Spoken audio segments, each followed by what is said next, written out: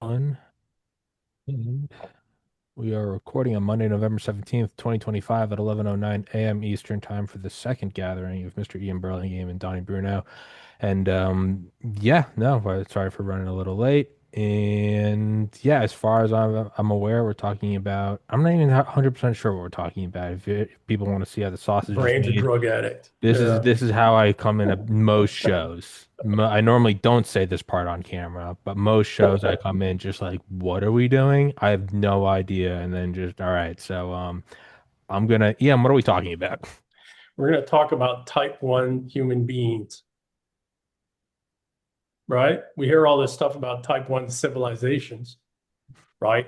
Type 1 civilization, Kardashev. Yeah, yeah, yeah. Kardashev scale. I wrote the equivalent for humans. There's an article I wrote, it's on Substack and X, right? About, well, what does a type 1 human being look like? And, type 1 civilization is based off of the amount of available energy we're able to basically thermodynamically balanced Yeah. use, right? Um, and what does that mean? It means that we're able to genuinely extract more energy than it takes for us to process and utilize and extract that energy, right? Well, okay, what does it mean to be a type 1 human being? Well, type 1 human being is a very similar scale. And oh, by the way, we're not going to get to type 1 civilization without type 1 human beings because our computers are retarded, even the best AIs. Why? Because it's coded and programmed, and then the outputs are tested by retarded human beings. Well, let's just say less than, liberal arts educated 99.99999% across the board, right? And I went to did my doctoral studies with these very same engineers, and I came up in Silicon Valley for 30 years with these very same thinkers and processes, et cetera, right? So if we're going to get to be a type 1 civilization, which is, I think, what humanity eats, somebody said, I think you and Halsey had we need a new space race. No, we don't. No, we don't. That's a problem anyways, because as you and I talked about before, we need Earth's gravity and electromagnetic field for our freaking cells to function properly, right? And we can't fake gravity. Even the rotating centrifugal force, if you get slightly off center line of that, that entire gravitational artificial gravity goes away and you float off the side, right? So, Just as a placeholder, yeah, when I say space race in general, I mean some great purpose. great in-depth Yeah, Manhattan Project, go to the moon, fucking yeah, build an aircraft carrier, heavier than air flight, that human genome project. yeah, That's what I yeah, mean. yeah. Is in Yeah, no, space I race would be totally get cool, but that. it's the go that way kind of thing. Yeah, yeah, yeah, yeah. Out of which so many unexpected things come. Well, what that is for us now, because we have been to space, we are going to space regularly. We do have aircraft carriers, the Human Genome Project's done, right? All of these immense things. What is it now? Well, what is it now is we do need to try to become a type 1 civilization. We haven't even begun to reach our potential, not even close to what we can do, in terms of science, which has been throttled for on purpose for 60 years, and technology and all kinds of things, and society and in all other ways. But we're not going to get there with machine intelligence. We need human intelligence. And this is the path I started on 25 some odd years ago. That means we need to become type 1 human beings. And what does that mean? That means that we need to be able as an individual to use all of our cognitive, emotional regulation, computational capabilities to process the world around us, within and around us clearly, to use all of this vastly, unbelievably sophisticated capacities of ourselves to move through the world and to sense and understand the world at scales and in orders that our machines even now can't even begin to, and our greatest thinkers can't even begin to imagine. Donnie. Whenever it comes to talking about, odd human capabilities and what human beings are capable of, I kind of like to use sports analogies. And so, pick your sports star who you love, who just, played at the ultimate level, and then realize that that person was only that person for maybe 15 minutes of their whole life. right? Yeah. Like Kobe was Kobe for 15 minutes spread over however long his career was at the fourth quarter on the buzzer, that miraculous moment that makes those Yeah. highlight Yeah. reels, Tom Brady, the last 2 minutes once a season. Yeah. right? Yeah, Yeah. and it's Or the great like the great opera singers in that one aria at that one time at that one theater. mhm. Yeah. Yep. Yep. Yeah. Like think Tiger Woods, right? Tiger Woods was only Tiger Woods for the hundredth of a second before the club hit the ball, right? And like that alignment that had to exist for that moment, but repeated over and over and over again. And so, it's always, I've been involved in various things, various practices in my life, martial arts things, I've spent a lot of time at Tom Brown's Tracker School where people are trying to do these kinds of things. And it's, you do see these wonderful glimmers of what the next level might be, et cetera, et cetera. And, you get there for moments and then those moments are gone and hopefully you're able to bring something back. I wonder, EM, if the journey is something along the lines of, are we trying to get there more often, more regularly and stay longer, or are we trying to bring back something, from the outside into this world, and you end up with this really serious problem of, artists touch something out there, they bring it back, and sometimes it takes 100 years. Like we still haven't figured out what impressionism meant. It's been over 100 years. We're still trying to figure it out. And so your project of creating type one people is fascinating because so many that really is kind of the human project, whether it's Yes. cathedral building or it's this or it's Yes. that, Yes. and the thing that seems to suck is that a culture will get reasonably close, like in their directionality of it, and then that the culture like gets this close to something and then war, like World War One's a great, Resentfuls. like we Well, were there. fairly close to Yeah. something right before World War One, and we still haven't Yes. recovered from World War One. Yeah. Agreed. So Yes. But that's the can the you, great can you work. elaborate? Can you elaborate on that? We were close to something before World War One.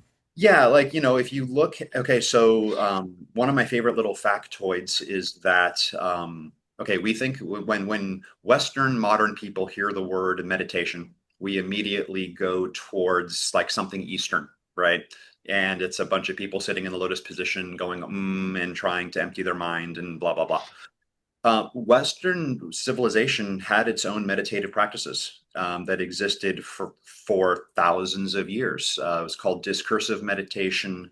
If you want to dig into that, go look up John Michael Greer. He talks about it a lot. And that practice went away after World War One. Like World War One broke something in the Western mind. Like we were trying to put together the spiritual renaissance-y bit with the modern technology bit, and they were coming together into something. And then World War One happened and we got scientific management and materialist science, and all that other stuff was abandoned and went away.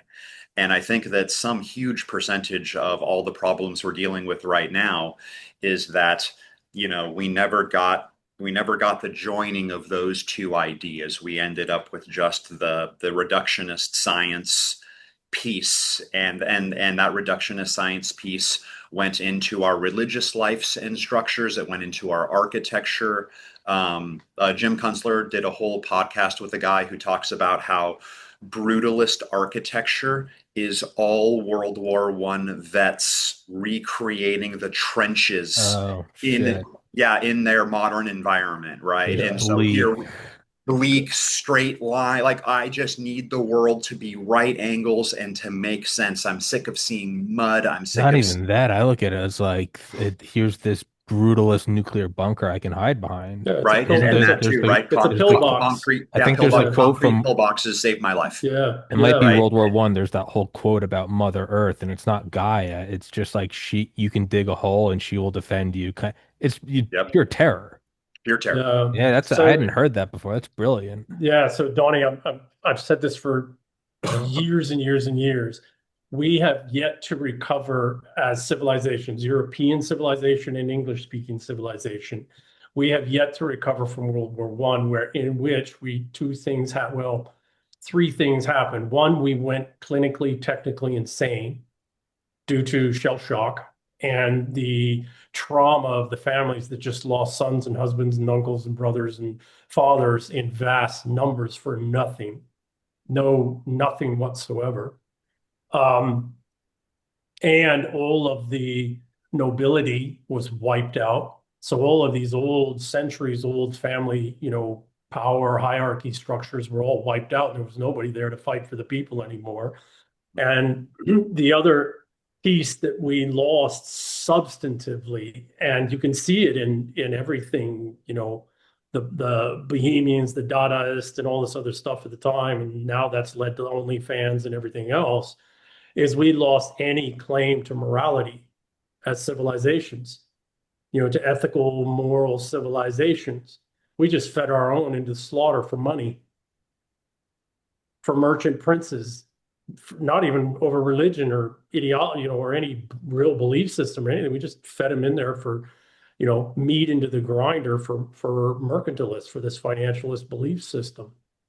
So one, we went insane, and I did a course, I can't remember the name of it now, but when I was doing my undergraduate studies, there's at Norwich University, there was one program, it was a mandatory, you had to do one in this area. I picked World War I literature, as a burgeoning writer, not burgeoning, but hopeful aspirant writer at the time.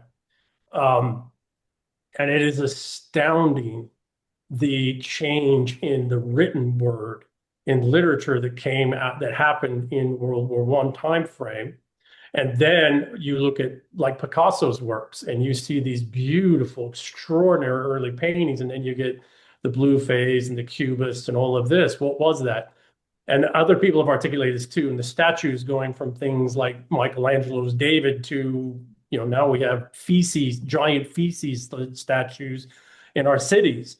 All of that began in the insanity of World War I, and you could quite literally see the people of European and English civilizations going insane. You could watch it, right? And so we lost any claim to morality, ethics, to any, and the third piece that we lost is we lost nobility.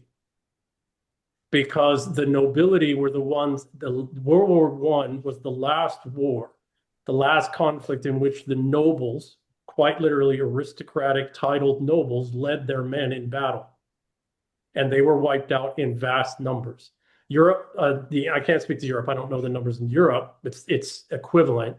But in the English-speaking peoples, we lost, I think it's 47 or 49 houses, great houses that had been around for at least 300 years. Some of them went back over 1,000 years, 1,100 years, 1,200 years, wiped out. That is a vast amount of relationships. That is a vast amount of information, of knowledge, of human organization and thriving, and all that stuff that you're talking about. And I agree, we were coming to some early stage of a type 1 human being back then. And so what did the resentfuls do? They got in there and blew that up. What are they doing now? We were, in our own strange way, we were coming back to that in the late 80s and 90s, early 90s. Sure. We were starting to get back to this kind of, okay, the industrial financial stuff's over here, the spiritual, religious stuff's over here, and cultural, societal, artistic stuff, or organizational stuff is here, and it's all kind of working. That's why we had some of the greatest music, the greatest movies, the big, great business movements and other things will all come together. So what they do, 1994 Banking Deregulation Act, and they put a little bomb in there. And then they went and did the .com thing, and they did the exact same thing that they did in World War I, only they didn't use trenches this time.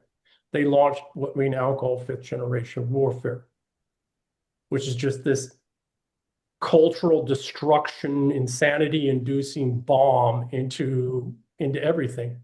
And how did they do it? Well, they did it the same way they did World War One. Some people made vast fortunes off of it and still are. So every time we get close to bringing these, different domains together into something that's functional within individuals, and Donnie, I want to go back to a question you asked earlier. The resentfuls come and blow it up. That's the book I wrote, The Eternal War. They're always at least half a step ahead. And they see this type 1 civilization, this type 1 people first, as the ultimate threat. They couldn't care less about type 1. They'd love a type 1 because that'd give them more power to manipulate and control and wealth to steal, etc. But they want to get there with machines and not human beings because that scares them. Now, to your question, you asked about why are we trying, why is the human project trying to, or what is the objective of trying to become type 1 human beings? Is it so that Kobe Bryant could be Kobe Bryant more frequently? Or is it that we can have more Kobe Bryants? And for me, it's about, and this has been my path, quite literally, everything that's happened since has been about this one question. For me, although I didn't understand it at all in the way I do today, intuitively, I knew in 2000, after a lot of meditation, a lot of talking to really smart people all over, that the only way we were going to survive long term is that we were going to have to evolve as a species. And specifically, what did that mean? It meant that we needed more super smart people. And that meant that we were going to have to adapt a lot of things to help provide the environment in which we could have a lot more super smart people. And that's, to this day, is the underlying purpose of everything that I do every minute. Well, it doesn't help that modern schooling was quite literally invented to do the exact opposite of that. To prevent it. That's exactly right. right. It definitely, and entertainment. Sure. It's there's a survivorship bias issue here, right? Which is that, what culturally did not make it through the bottleneck, of World War I. In one sense, we don't even know. And it's right. And but not the it's a major titled one. aristocracy Right. part, but the nobility itself. Yeah. Sure. Yeah. There's an example I like. I'm very into Japanese swordsmanship, and so if you go start looking at old Japanese swords, you get a radically skewed view of what Japanese swords are, because during World War II, all of the samurai families, their sons took the family swords to war. And it was much more prestigious to be in the Navy than it was in the Army. So all of the old family swords are either at the bottom of the ocean or they burned up in fire bombings, etc. So the number of real 17th century swords as they looked then is incredibly small. And then the Americans came in and they said, give us all your weapons. The Americans took a bunch. And so out of the rafters came the crappiest swords to get turned in, etc. And so you actually have to have some very interesting friendships and go to some very interesting places if you want to see what the real old swords look like. And they were much longer, much thicker, much curvier than you think at that time. Yes. And so it's so that's kind of the quest, right? Which is, what did the swords used to look like? Because your martial arts change when your sword weighs 50% more, is 4 inches longer, etc. And you just go, oh, some of this modern sports stuff isn't what they were doing a long time ago. We keep looking at, okay, so we share this in common, right? One of the greatest things, spiritual things, and I think this goes to the warrior caste in all of us, is when you see a very old, classically very old Japanese sword. It's also the same that when I see a very old broadsword, classic, true, real, genuine broadsword, or an old Scandinavian axe, right? But what you're talking, everybody's looking at katanas, neat. But what you're talking about is what's called the tachi, And it was a longer, more curved blade, and it was actually designed more for fighting from the back of a horse. It was a cavalry saber. It was a Yep. cavalry saber, right? And some of them were considerably longer. So I agree. Terrible. Sorry. Bless Um, I agree. That's exactly the task, right? Is we need to stop trying to create the new. We need to innovate and evolve and do all of that. We need to keep moving forward. We need to become a type 1 civilization. But what do resentfuls do? Like, people say that history is written by the winners. No, it's not. History is written by some little piece of shit that didn't do fuck all and had fuck all to do with whatever the hell was happening, and wrote it and skewed it in such a way so that they have favor with probably some woman or some lord that thereby gives him the favor that he might have some value with some women. This is like education, academics, academics, not education, but the academic system writ large. I had this argument with somebody the other day. I was like, everything you think with Grok, actually, I had a long argument with Grok in somebody's freaking comment the other day, right? And it was like, do you realize that virtually all of the history that we know was written by betas? We call them betas today, but they're, who are who aren't warriors, that aren't creators, aren't builders, right? And so are trying to impress upon some status hierarchy that they have values so that they could maybe have a chance to breed one day. And then we bring a bunch of women in, and the whole thing gets skewed even more to value women over men, and not women over men, that's not true, to value belonging over competence, to value broader belonging over the rough and tumble masculinity necessary to protect everything. But most of history is comprised, 99% of history is comprised of two great intentional flaws. Most of it's written by lesser men and women, because higher status women don't go into academia either. They don't need to. They already own the assets. They already own the systems and power. They're the ones who chair the frickin' gender studies program. Not chair, but fund the gender studies programs, et cetera. But, so one part is that. And then the other part is that most of history has been rewritten and things carefully erased and removed and extracted so many times that we have very little idea what history really is. The only way, this is why I really sat down to write The Eternal War and try and figure out, okay, if we're going to, with what we have, knowing those two heavy biases and all the information we have, if we're going to try and understand what the ancients knew, and not so ancients, but our ancestors knew, we're going to have to understand the ways in which that information that comes to us today is biased, so we can start filling in the gaps. And we can start, like, very much, I love the sword reference, so that you can actually realize that what we're looking at, what they're showing us, is not the real thing. The real thing's still there, though. You've seen some. Yeah. Right? And that's true in every domain. So, well, it's Yam, to your point, many cultures have divided up the world into exoteric and esoteric, the inner, the outer, who gets access to the good stuff, who doesn't, what's for public consumption, what's for private consumption.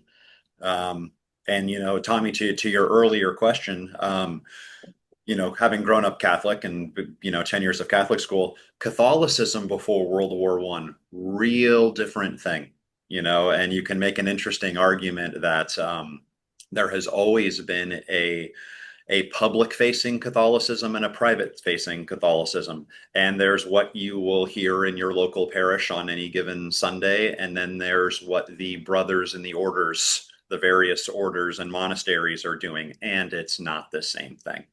And the same thing is true in the martial arts world. You can go to your local McDojo and you will learn things of value and you will learn discipline, etc. If you want to learn other things, you go other places, and it's not some flashy strip mall dojo. Usually it's in someone's garage. Well, let's go back to somebody who also went to Catholic schools, not for 10 years, and remembers Mass in Latin, right? Right. And 7 o'clock in the morning, Vespers and all of that stuff, right? Pre-1054 Catholicism and post-1054 Catholicism are also dramatically different, Sure. right? So, That's part of the problem, right? We have these words to describe things, and they mean very different things at very different times. And again, a yes, survivorship issue where, what we have to, what we have today were the planes that made it back, you know, yes, yes, and yeah, that's the real crazy thing about survivorship bias is we're trying to figure out how to make things better, but the things that didn't make it, we don't have to look at, and so what do we fix? It's like we don't know because those planes never made it back. yeah. The unfortunate thing is that then we get in, like you're saying, the survivor bias is that we think that the things that made it back are the best and strongest things. Well, maybe that was a coward who turned around at the first fucking flak and ran. Right. Or maybe that's somebody who massed their plane behind two other planes and those planes got taken out and then they dropped their bombs and they were out and gone the other side. Maybe some of the things that the guys that died did were absolutely brilliant. And they knew they were going to their deaths and they did absolutely brilliant things that we need to know and understand, et cetera, because those are the only, the guys that made it back, maybe their bombs didn't hit the freaking target, but the guys that got taken out did. And here's what they did to make sure that that happens. But we don't know about any of those stories or any of those things, right? So this concept, this evolutionary fittest, right? The fitness function concept is also skewed, Absolutely. particularly in the academic world where these aren't the male or female, where these aren't the self-sacrifice kind of people. In the world of man, right? In the world of protecting and organizing, there is sometimes immense value in sacrificing your life. It's what you accomplish in doing that, right? I know guys, Medal of Honor winners. It's I don't like to say winners. That's not the right terms. They weren't playing a game and they weren't playing a competition. Medal of Honor recipients, right? And without exception, every one of them says, I just did what needed to be done. I'm nobody different. I was just time and place. Well, EM right there, isn't that an interesting differentiation? We don't know what a type 1 person is, but it's in that direction. It's in that direction, right? And women to their, and this isn't, again, I want to pick on estrogen and all of that, but holy cow, the whole world of man is here to protect and defend and secure and manage the world of women. It's the whole purpose. Why? They're the only ones that birth the next generation, right?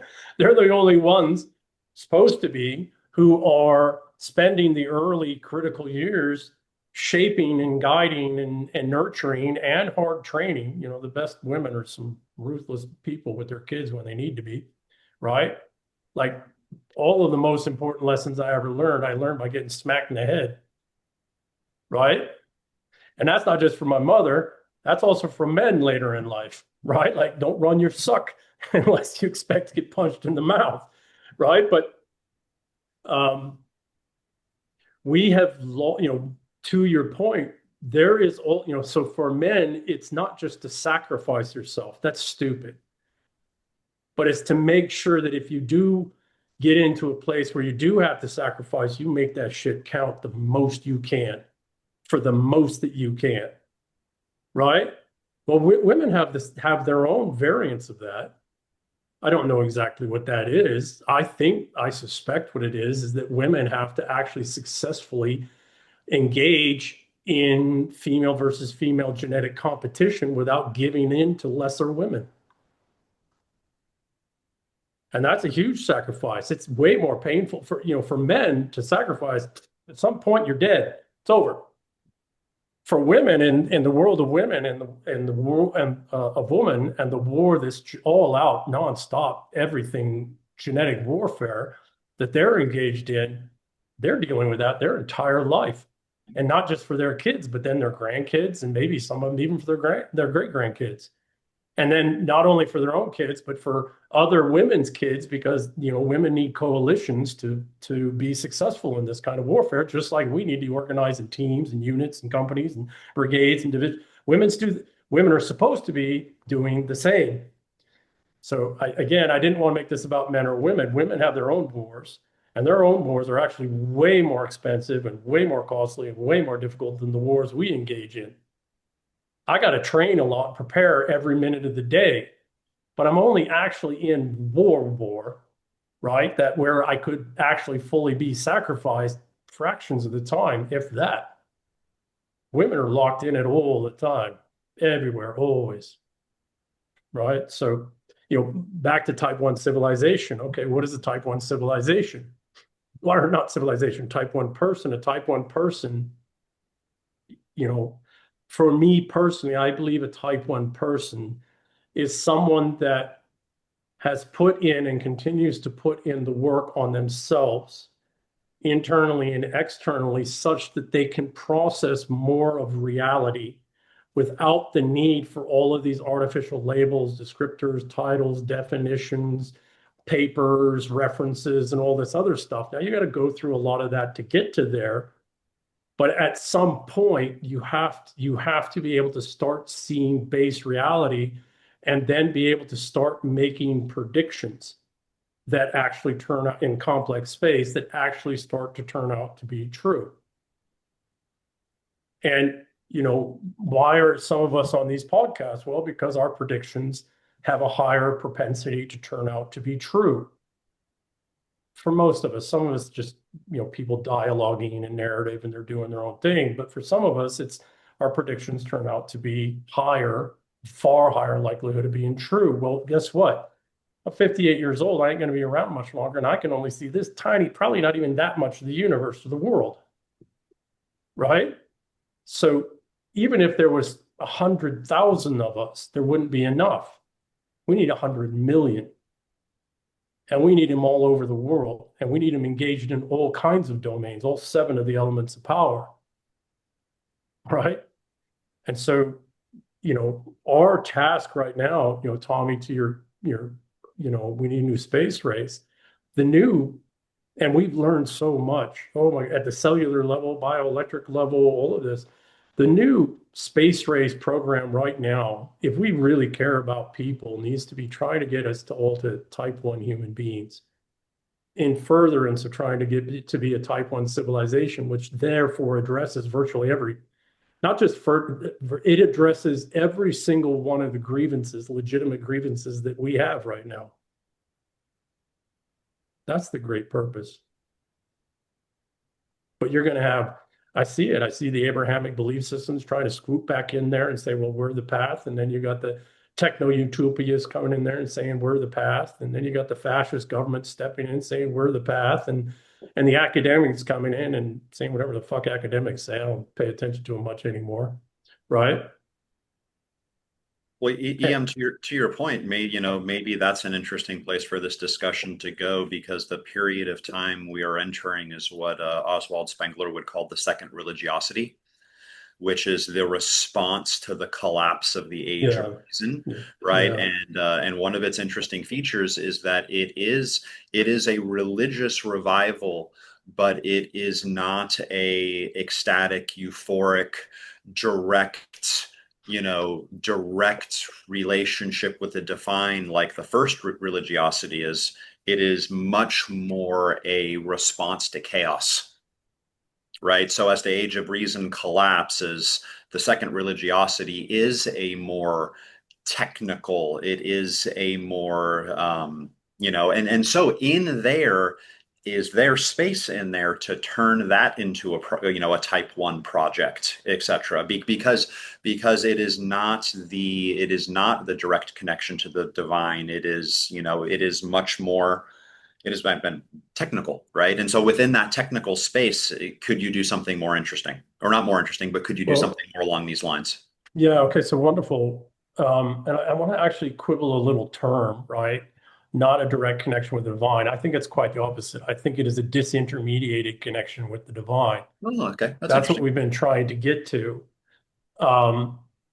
And quite frankly, I suspect very firmly that this is why we're seeing a genuine, people poo-poo it and all this stuff all the time, but it's why I think we're seeing a substantive return of Norse paganism Mm, sure. because it's a disintermediated. I mean, you literally you're not going to some church or temple. You might do that for social things, but you're going out, taking your shoes off, and you're walking in the woods, and you're talking to some trees, and you're talking to the land, and you're talking to the sky and the rocks and the water, and you're asking them for guidance, right? And that's I'm saying this from personal experience, right? I went down all the church stuff. I find far more connection to the divine on orders of magnitude by just walking out in nature and trying to let down all my filters, all my cognitive functions, all these other things, and just be one with the world around me. It's hard to do in the cities, but you can still do it. So that's one piece. I think it's a disintermediated connection with the divine. The other piece is to the technical part, and this is where Joseph Campbell comes in, right? Joseph Campbell in The Power of Myth in the 80s, right shortly before he died, articulated that we were moving as a species to the fourth myth-based system, and that process began actually with the Romans. And the process, and he spent his entire 80 some odd years of his life studying myths. I mean, he was a contemporary of Jung. And anyways, if people don't know Joseph Campbell, he's the one that wrote A Hero of a Thousand Faces. That's the hero's journey. And he wrote a whole number of other things. Brilliant. But Joseph Campbell in the Power of Myth series, it's available. I think it's on YouTube actually, but it's a PBS. It was a PBS series with Bill Maher, whatever. He articulated we're moving to a fourth myth-based system. And this time, each individual human being is ultimately responsible for the world and universe that they live in. And that, I think, gets to the technical, it's more technical. Well, maybe it's not more technical. Maybe it's more, because we got to be careful of those terms, right? But maybe it's far more involved where the individual human being needs to do a whole lot more work on themselves, right? Getting to the type 1 person, right? You need to do, yes, and that a lot of that's technical work. Some of it's psychological work, some of it's biological work, some of it's nutrition, some of it's exercise and energy, some of it's noise pollution reduction. And, it's all this, and social relationships and all of this unbelievably sophisticated things across all kinds of dimensions that we need to do in order to reduce the amount of internal noise that we are dealing with, biochemical and bioelectrical noise. Because what is a type 1 human being? It is a human being whose hundreds of trillions of cells in their body are in a higher state of coherency regularly. And as example, it's the same as you're talking about with sports. You've got another world that you've seen it in too, and that's shooting, right? Sure. It's shooting. The folks that are really, really take that serious, competitive guys, both the ones that competitively hunt human beings in wars, or special operations, or right, or the ones who are doing it. They'll tell you, the best shooting event that ever happened, they just dropped into a flow. They didn't even know they pulled the trigger, right? And things just happen. And I'll give you an example from my own life. My daughter was 6. I took her to the range for the first time with a Glock 26, right? Very first, she didn't know how to shoot. I hadn't done anything. I just said, here, honey, basics, right? And then set her in front. Dead center fucking mass. Dead center mass, no stress, nothing. First time. Why? She wasn't thinking about it. Right. Wasn't stressing about it. Wasn't, right? Just had the basics that needed. And then, boop, she's never been able to get back to that since. Nope. I did Right? that. I did that at a friend's house several years ago. It was like 100, 120 yards, just like the target's getting Yeah. smaller. And I went through all of them down to like the dime. And he was like, "What the fuck was that?" And I was like, "What?" And then once we talked, I couldn't get close. But at the time, I was just like, "Oh, that's the thing you're," and I have no idea what I'm doing shooting. I just like, that's the thing you're supposed to do. And ding, ding, ding. And the last one was Yes. like, ding. And I was like, "Oh, cool." And he was like, "What the fuck was that?" So, Donnie, to your, that's awesome, by the way, Tommy. Yeah, And it'll I've take never, you decades. Well, no, you can get back No, to it. It's no, going to you'll take you spend the rest of your decades life trying to get back trying to there. get back to yeah, it. Okay, yeah, so that's what the old Buddhists said, by the way, right? The old Buddhists said, because I think this is what it is, right? The old Buddhists said, old Buddhist masters, including Buddha, said, you'll spend the first half of your life trying to attain enlightenment, and you'll spend the second half of your life trying to figure out what the fuck happened and how the hell do I get back to that, yeah, Yep.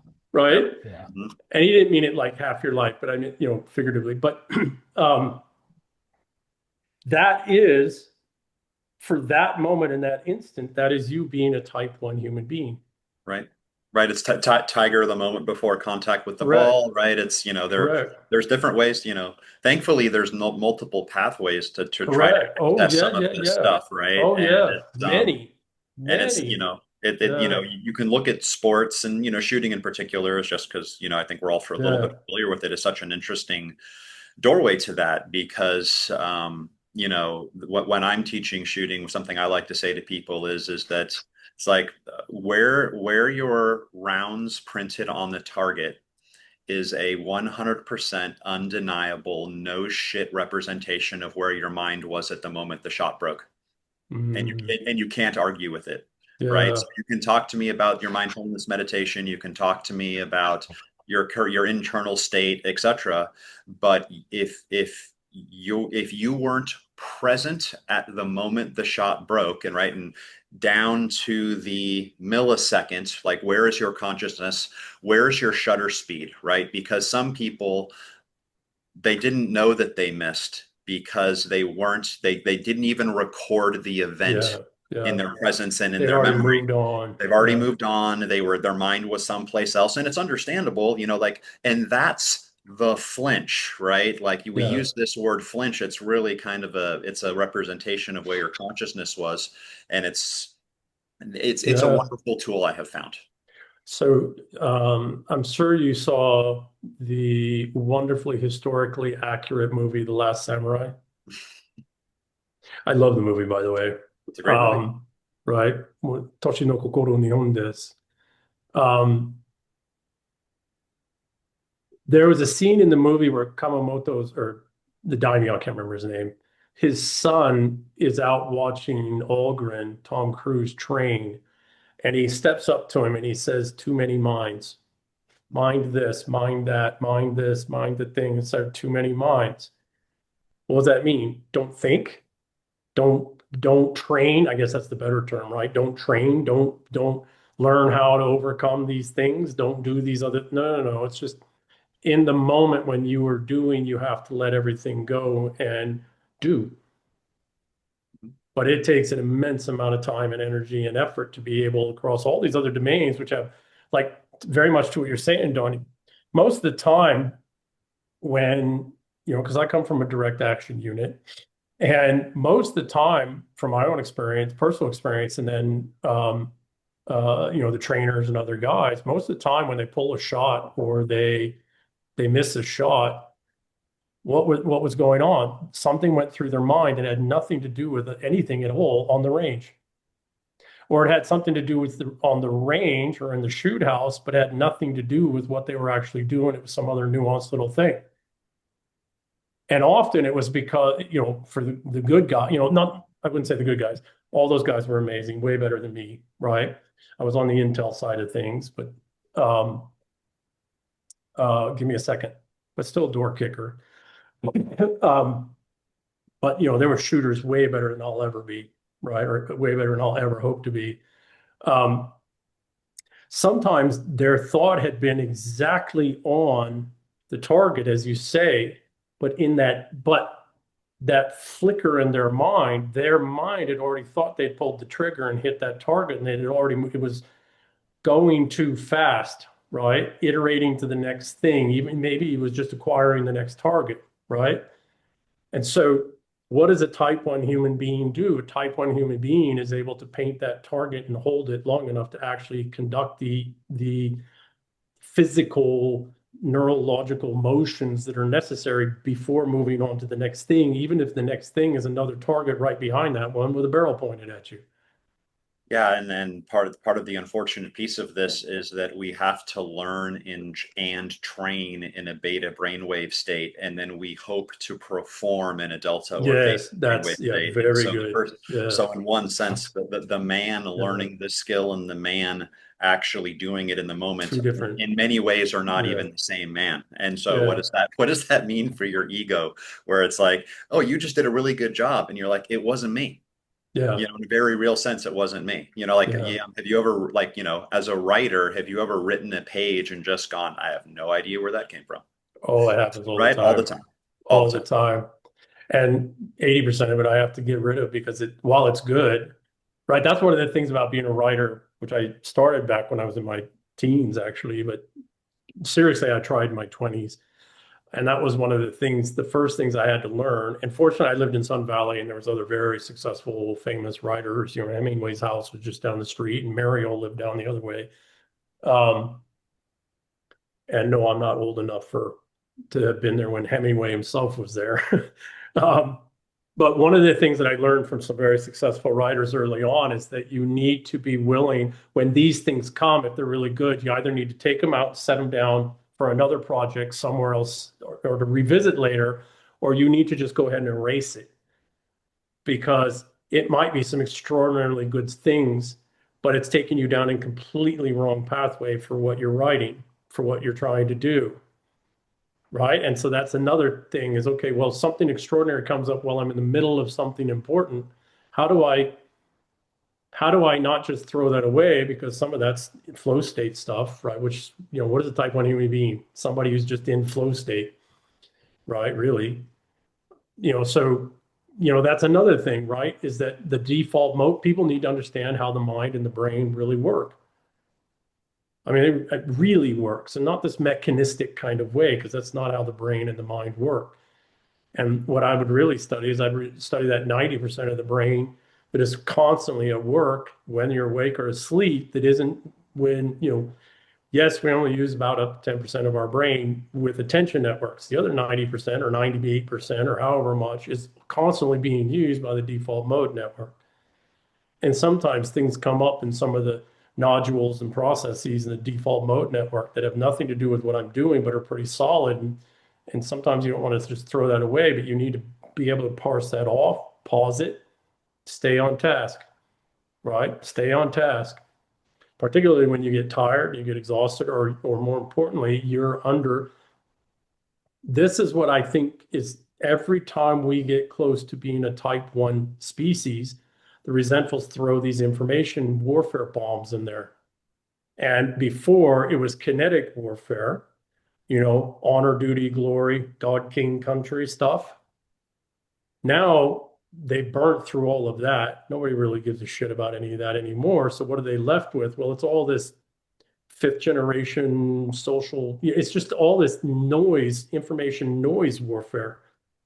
And it's very real because now I've got, instead of Germans across the field from me, I've got 13 different enemy groups, enemy combatants coming at me in every freaking direction, every minute, every day, everywhere. And I never know which one of them is actually going to be the one that's got the bead on me. Mhm. That's why And each one of those is constantly trying to pull you back into beta brainwave state, correct, right? correct. And yeah, That's why you always have, like, as Tommy likes to say, you have a podcast gun, you have an underwear gun, you have it, right? And you train with them, right? Train as you fight.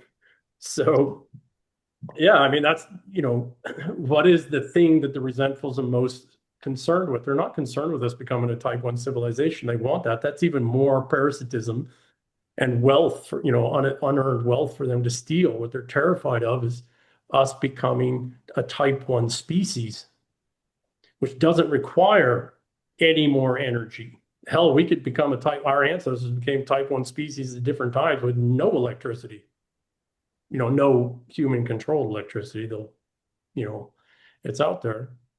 William, to tie that back to the brutalist architecture thing, when Hmm. we're measuring brainwaves and brainwave state and, all of that kind of stuff, there's a survivorship bias there because you're testing people who grew up in a brutalist architecture world, right? Who were raised by people who survived those events, et cetera, et cetera. Yeah.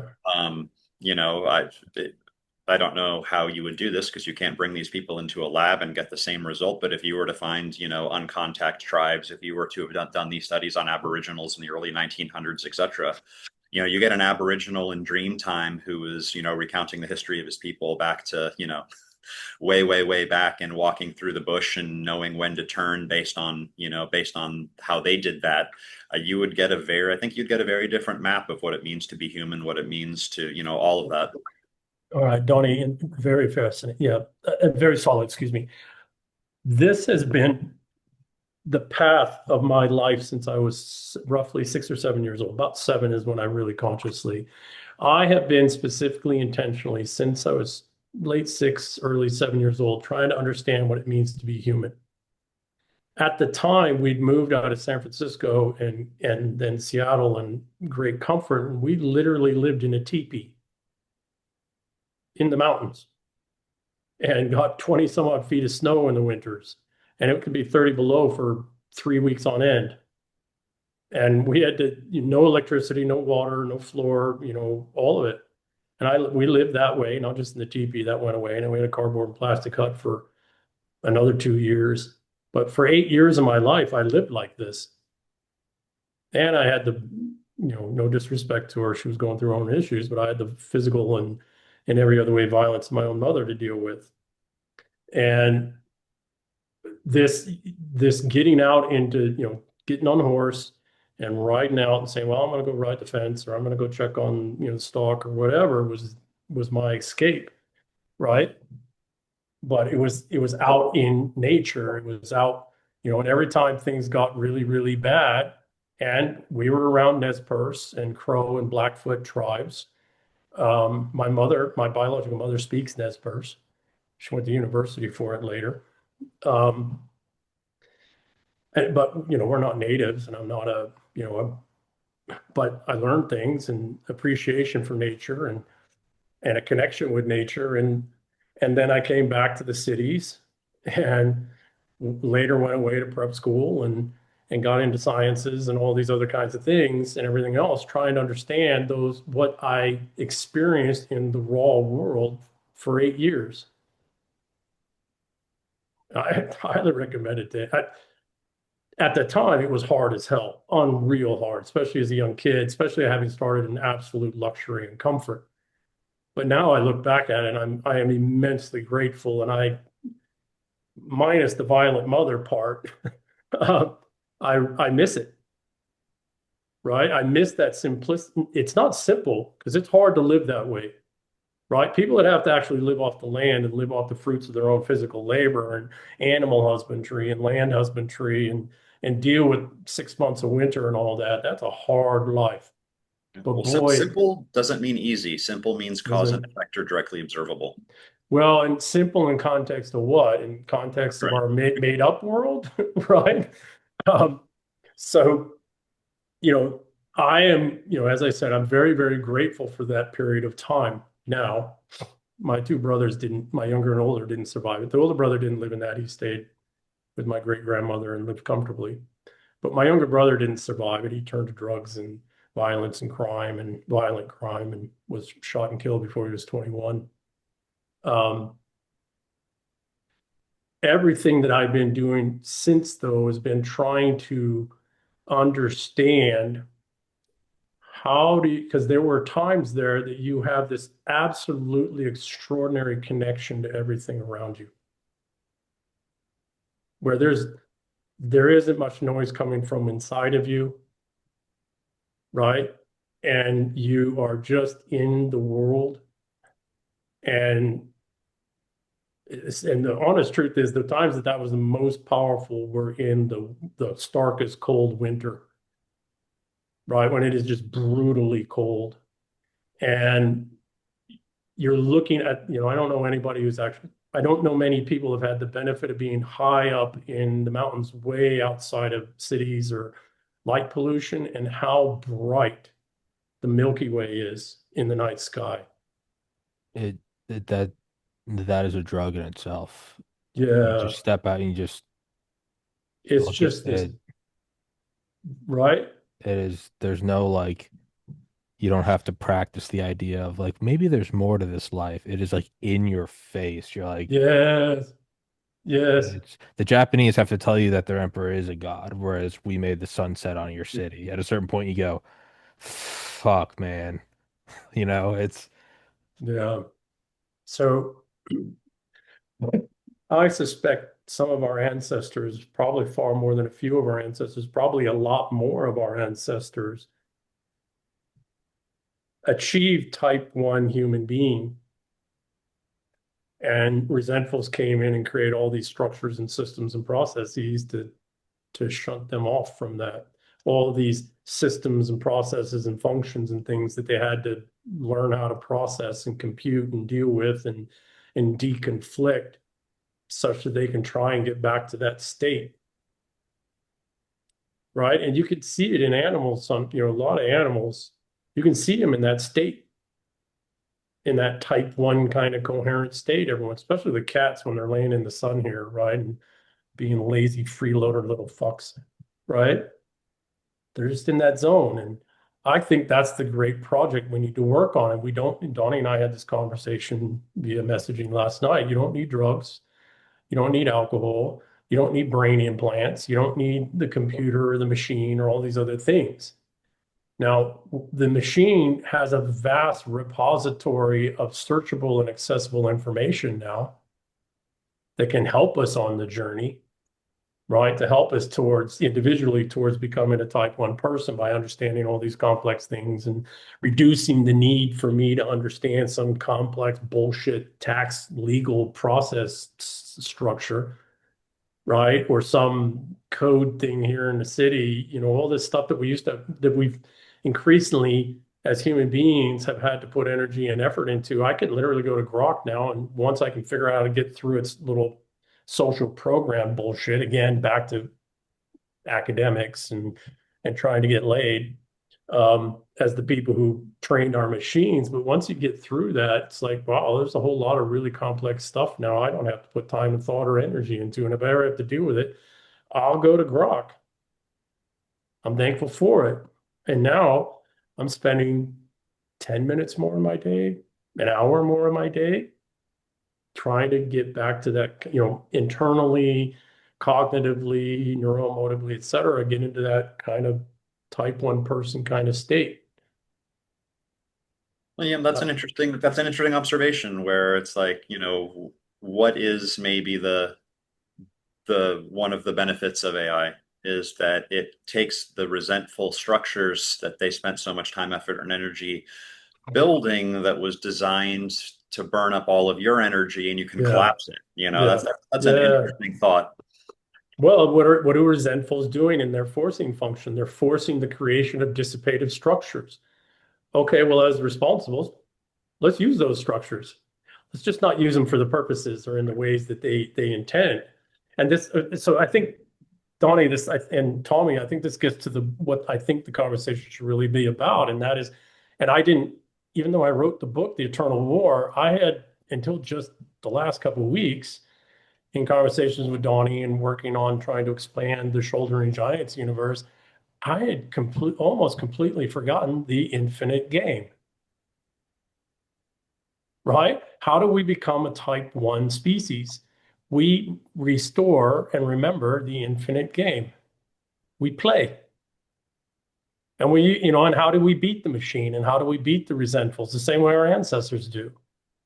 We play and we innovate the game and we evolve ourselves rapidly, not through education, but through gameplay.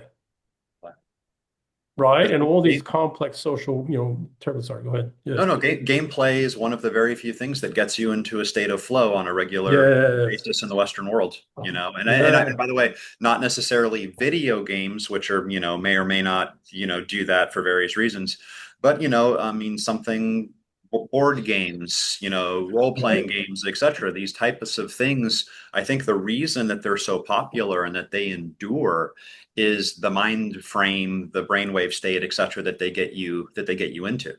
And there's a great line that I like when it comes to filmmaking, which is that you don't look at a screen, you look into it. And I think when you're playing a very good game, Even though it's a board game, it's a representation. It's such a low resolution representation of the world, right? Whether you're, whatever you're playing, and yet you can completely lose yourself in it. I think that there's something important there, and maybe one of the reasons that movies suck today is how they're constructed. You're no longer looking into the screen; you're looking at it. I'm not even looking at it. I'm just throwing shit at it anymore. Um, Tommy, you articulated a couple of times in different conversations. You've actually gotten into flow state in playing video games. Oh yeah. No, yeah, it's but it's you forget everything. I'll explain a more meaningful example is was studying for the MCAT, and I had aced all the impossible classes. When I mean aced, I mean like number one grade out of like 300 students, OChem, physics, biochemistry, molecular biology. And I started studying for the MCAT 9 months out, and it was just I was getting so psyched up in my own head, kind of freaking like, this isn't just a test, this is the big one. And for 9 months, my practice tests went from like 50th percentile to 55th, like dog shit. And legit practice tests like from AMCAS and doing all this stuff. And as I got closer and closer, I was freaking out more. I was still putting in just like the thousands of hours and studying and doing all the necessary framework. You can't just intuit what happens to some carboxylic acid. You have to understand it. You can't intuit it. None of it's intuitive. As I got closer, I don't know, like it was like a combination of a couple things, but like 3 weeks before, I kind of just remember going like, I've literally tried my hardest. I just was meditating. I was like looking at the setting sun and was just really kind of feeling the fact that I'm just rotating around it. And I was like, dog, I don't fucking care. Whatever. I had no part of me was like, I should have studied senior year, Thanksgiving break, Christmas break, spring break, didn't go on any of them. And I was like, I don't give a shit. Like, fuck this. And I started taking these practice tests and I would get like 55th percentile. And like over like 3 days later, I'd get 60th percentile.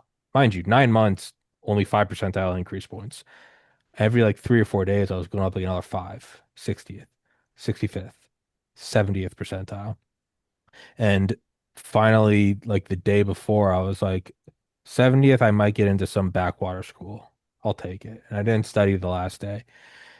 And mind you, every single day I've been studying in college, I was on Ritalin and caffeine.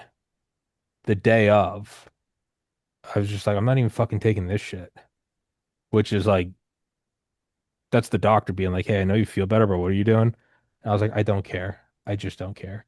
And each section on the test, I believe, was 52 minutes. And what you'd have to do is, well, what I did is you'd make, there's X number of questions, we'll say 52 questions per section. And then there's different yield questions in them. These are weighted more or not. Well, you would just learn how to time it 52 minutes. That means like, yeah, I got to be at 26 by question 26 by 26 minutes. And then if you want to have extra time at the end to go back and examine one or two questions, maybe you need to be at question 26 by minute 23. It's the entire time. And then you're doing half of that. You're going 13, and then you're going 6.5. And it's the entire time you're watching and you're watching and you're doing all this stuff while also not trying to freak the fuck out. And even if you aren't freaking the fuck out, it is still the most difficult test you've ever taken. I think one of my buddies who's a surgeon said it's the 12-foot tall dual dildo wielding fire breathing dragon that stands in front of med school. I don't think I'd ever gotten below like 48 minutes on a section. Over 9 months, took it from 52 minutes per to like 48 minutes. So 4 minutes cutting off over 9 months, percentile score went from like 50th to 55th. As I just truly, and not lying to yourself, I'm just going to pretend I don't care. No, legitimately not giving a fuck. Just be like, I don't, dude, I don't fucking give a shit. Dude. I don't care. I just want to get drunk now.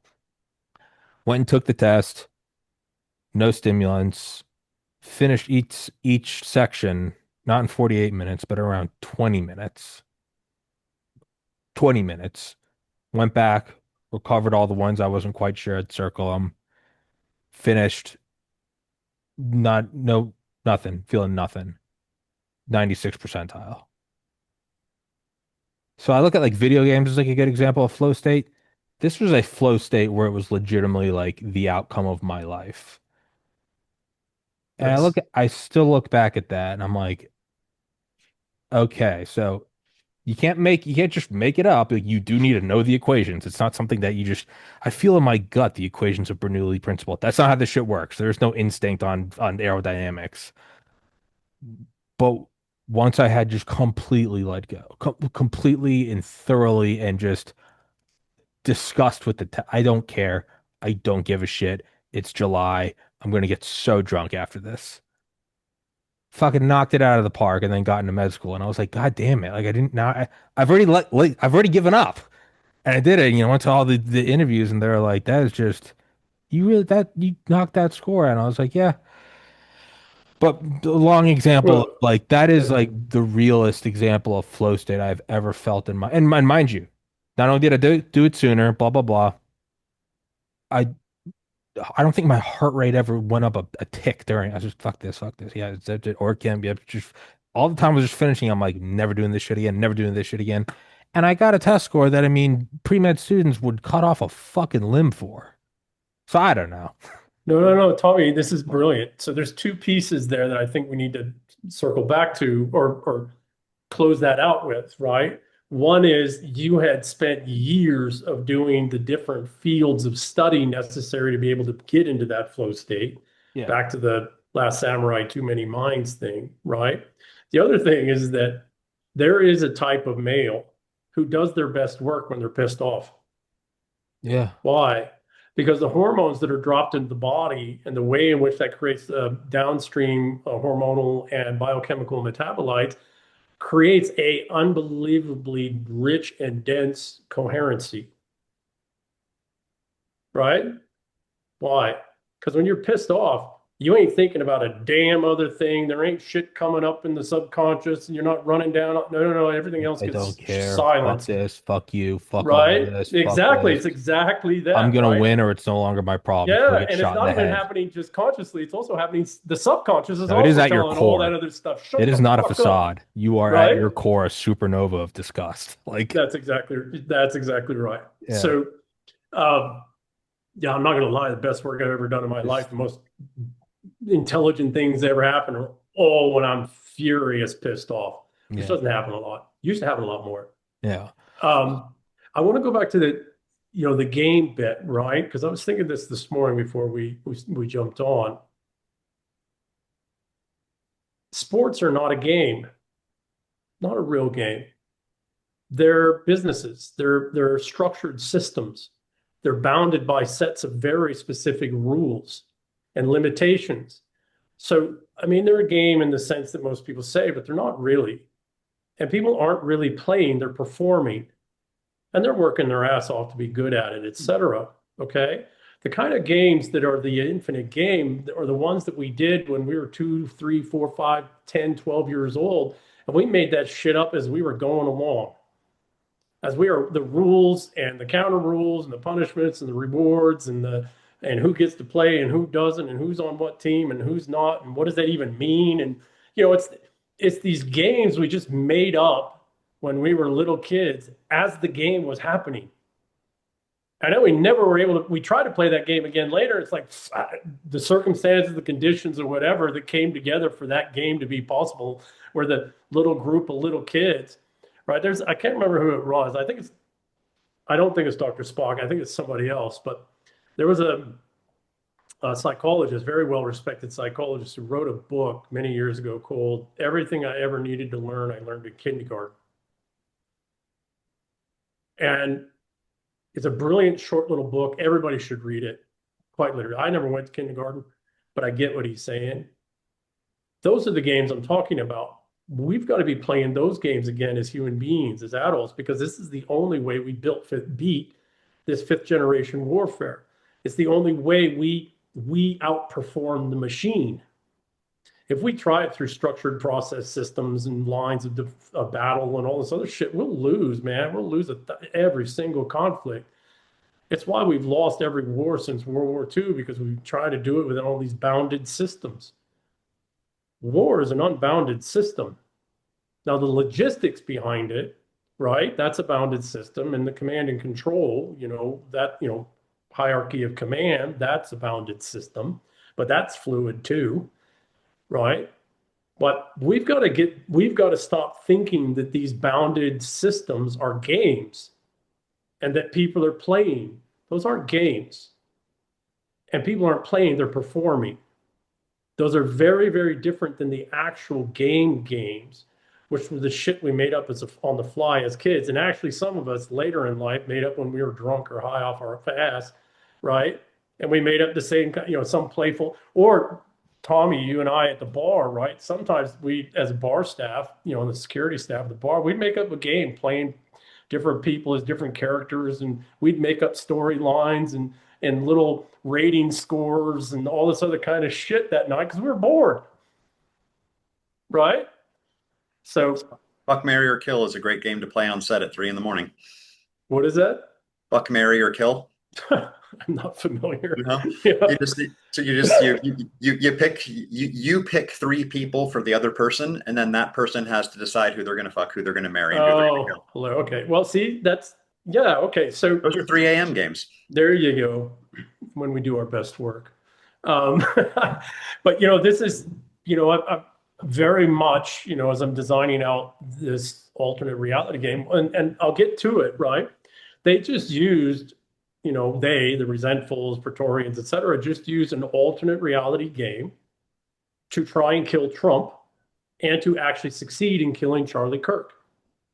They used a game, actual and alternate reality game, to target, find, and target people in certain communities, and then to set structures and rewards and all of the stuff that you do in an R to direct them to a time and a place and an event. The person that's directed there doesn't even have to pull the trigger. That could be a professional, or they can and miss, doesn't matter, because somebody else, a professional, is going to do it, but they're going to burn that person and have all this evidence. Meanwhile, it's completely plausibly deniable. So they're using these alternate reality games already and I almost guarantee you this Luigi fellow was exactly the same. Right? So what we need to understand is that 5th generation warfare is a game. It is a MMORPG. Massive multiplayer online role-playing game. Only the online is inside of, it's both online and inside of us, right? It's online inside of us. This is what we're really fighting. This is what we're up against. And we're not going to beat it with systems and structures and processes and no. We have to outplay them. We have to outplay them. And here's the beautiful thing. The one thing that responsibles and their responsible-oriented adoptables, when we're all paying attention, are really good at, we're really good at playing games. And what does that mean? We're really good at innovating on the fly such that we can continue to collaboratively succeed. Because what is an actual game? The little games we were playing as kids, right? As when we were little kids, we were playing games. Somebody would change some rules that would skew the game to them, right? As no matter what the other kids did in this made-up game, that kid was going to win. Well, what happened? The game ended. The other kids just stopped playing. And so the smart kids, the ones that get it, who really did want to play and weren't just trying to control or dominate, would adapt the rule on the fly. And then kids would continue to play. And sometimes some other kids, lesser status kids, lower status kids, might come up with some tweak to the rule that made the game even more fun. And we incorporate that. Not always. A lot of times their little tweaks were nonsense, right? So we have to get back to game playing, and we have to outplay these sons of bitches because that's what they're doing. We think they're all serious and all this, and they're responsible, serious people. They're playing a fucking game. It's a life and death game. It's a genocidal fucking game, but it's just a game. And everybody's a pawn. Everybody's expendable. Even the big boys like Soros and others. Right? So how do you beat that? Well, We've got to evolve as a species. We need to become far more sophisticated and capable in using the tools that are available to us, and we have to outplay these motherfuckers.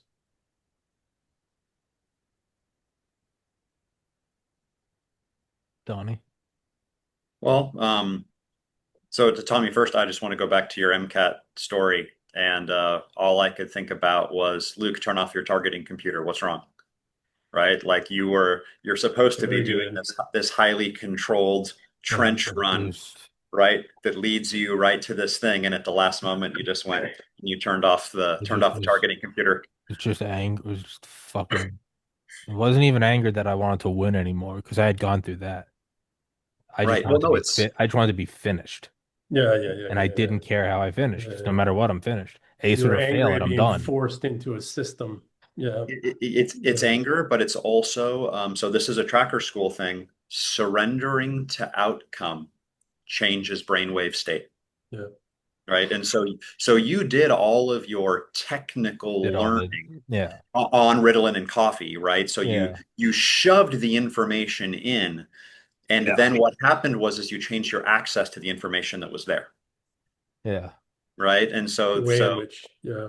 so it goes back to our, you live your life in beta brainwave state, but then your high performance flow state is in delta or theta. And so, just like how training, the act of training and practicing, you're one person, the act of doing, you're another. You successfully, on purpose, maybe not, manage to hit a flow state in the actual test, and like, how on earth you could never train someone to do that, right? Yeah, It was a to peak. psychological journey that Yeah. you went on. yeah. No, it's because even things like OChem or physics, I would still go into kind of like jacked up, but I also just knew the information like the back of my hand. So rationally, I was like, I know I'm gonna ace it no matter what. Even if I have a panic attack, I know I'm gonna ace it. The MCAT was we because it was just such a large, unconventional.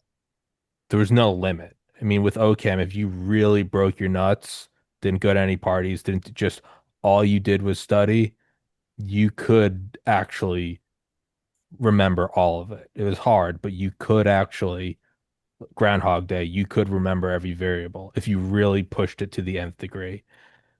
The MCAT, I don't think I could have if I was given 10 years to study because it Mhm. was so large that yeah, I'd still look back at it and don't understand it. I really don't because you certainly can't fucking fake that. You cannot. If one of you guys took it today and it would mean nothing to you, you'd fail horrifically. I'd fail today.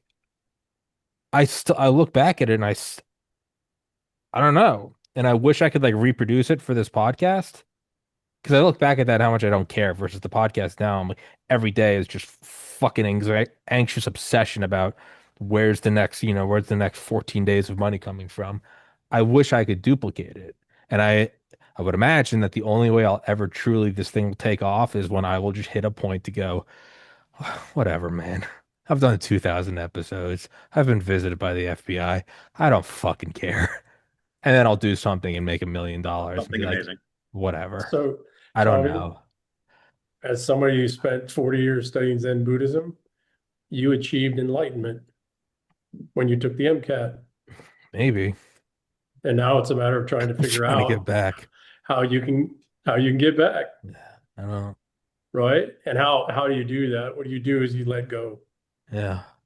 You I gotta think let the only go. way to let go is to Yeah. exhaust every option. I don't think I could Yep. let go if I had known, Yep. fuck, if I had just maybe, okay, maybe Yep. I'll push it back a year. Maybe I'll do a gap year and study. If I had only studied for a couple of weeks, I'd be going, you could have. I Yeah. Yeah. think Yeah. doing it and going, dude, I've done everything. Yes. I've Yes. done Yeah. everything. And then I Yeah. could actually truly go, I could throw the controller at the wall and go, I don't fucking, that's my high score. Yeah. Fuck off, eat a That's dick. it. I don't care. That's an honest, brilliant statement, Tommy, because it's absolutely true. The only way to actually get into that state and condition. So I've done And I was a everything. triathlete, right? And distance running and cycling and swimming and all that, so it's the same thing with distance runners. I have friends of mine, who are Uber marathoners, who run 50 miles, Yeah. 100 miles, et cetera, at a time. Strangely enough, though, they all drop dead suddenly in like their late 50s, early 60s. Eh. But they talk about the same thing where there's a certain point where they have exhausted absolutely every cell in their body to such a degree they just go in the flow state. I've been there. And other times I couldn't even get there. Sometimes I just collapsed and I couldn't even finish. Right. So it's it takes a long time to be able to train yourself to even be able to get into the state of that level of exhaustion, right? Safely, healthfully, etc. And Repeatedly. repeatedly, yeah. And then it takes the right circumstance, event, etc., that actually pushes you there. Now, I will say this, if you do these things enough, at a certain point, you'll be able to, I'll flicker in and out of this state all day, every day.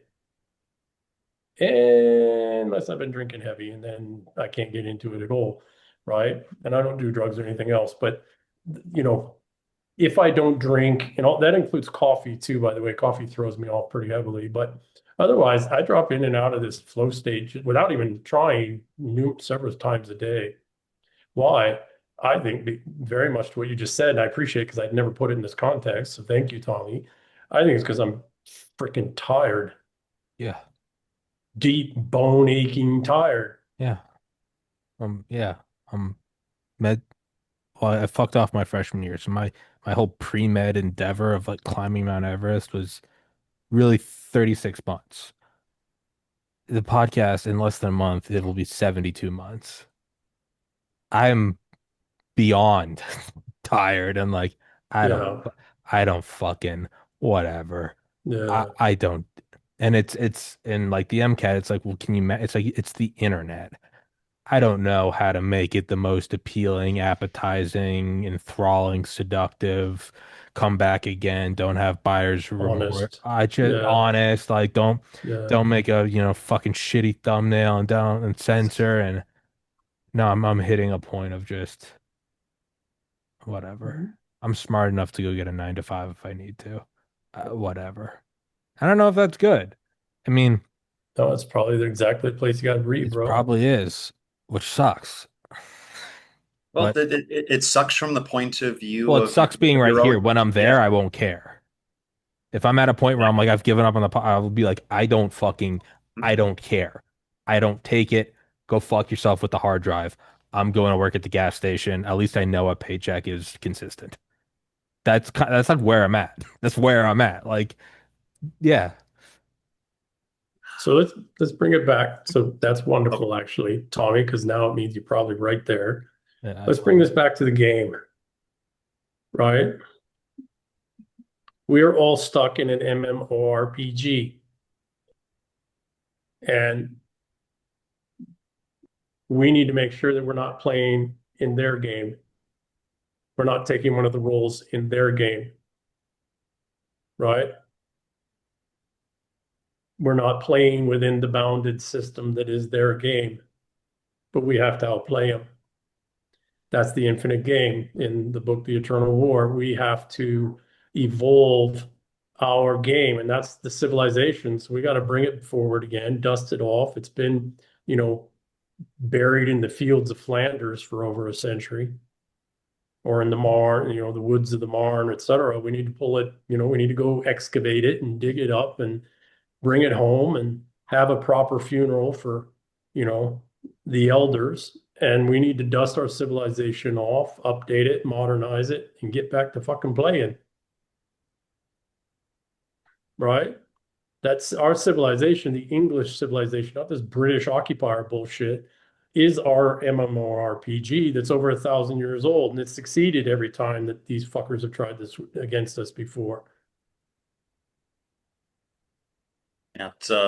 I think, it's very easy to forget that, yeah, like you say, we're already, whether you think you're playing a game or not, you are, right? Like this, you're born into a game, right? And you're Yes, told a set of rules. yes, And then as you grow up, you realize it's like, oh, dating doesn't work the way I thought. Oh, college doesn't work the way I thought. Oh, working for a Fortune 500 company doesn't yeah, work. the way Yeah. that I thought. And I think that, Tommy, your podcast is some type of, massive community event where you're basically collecting all of the ways that the rules aren't what we're told what the rules are. Right. And it's like every one of your podcasts is someone pointing out, hey, I went and did this journey and it turns out the game isn't what I was told it was. And, EM, to your point earlier of sports being performances and not gameplay, I'm reminded of John Boyd, who was probably the best Yeah. military theorist Yeah. of the 20th century, responsible for the F-16, the F-15, the F-18, our strategy in the first Gulf War. Really, if you've ever heard of the OODA loop, that's him. Someone asked him once, if I made you the Secretary of Defense, what's the first thing you would do?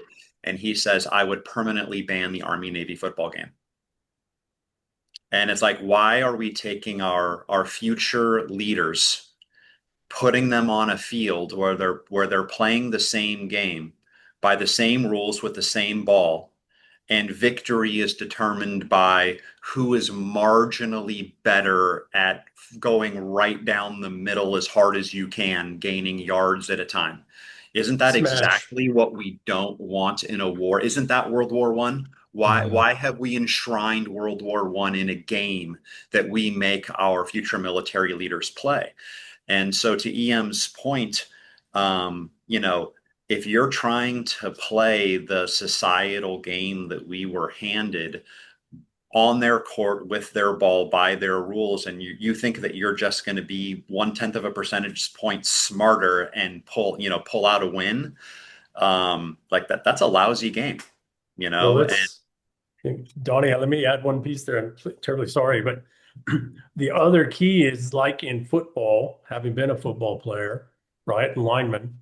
Um, it ain't the rules that gets you the win or being marginally that much better. It's knowing how to cheat within the game to get away with the little shit here and there over the course of the game that gives you that little marginal advantage. It ain't yes, you need the good guys, but they're all pretty damn close and they'll all peak in different times, just like Tommy's MCAT.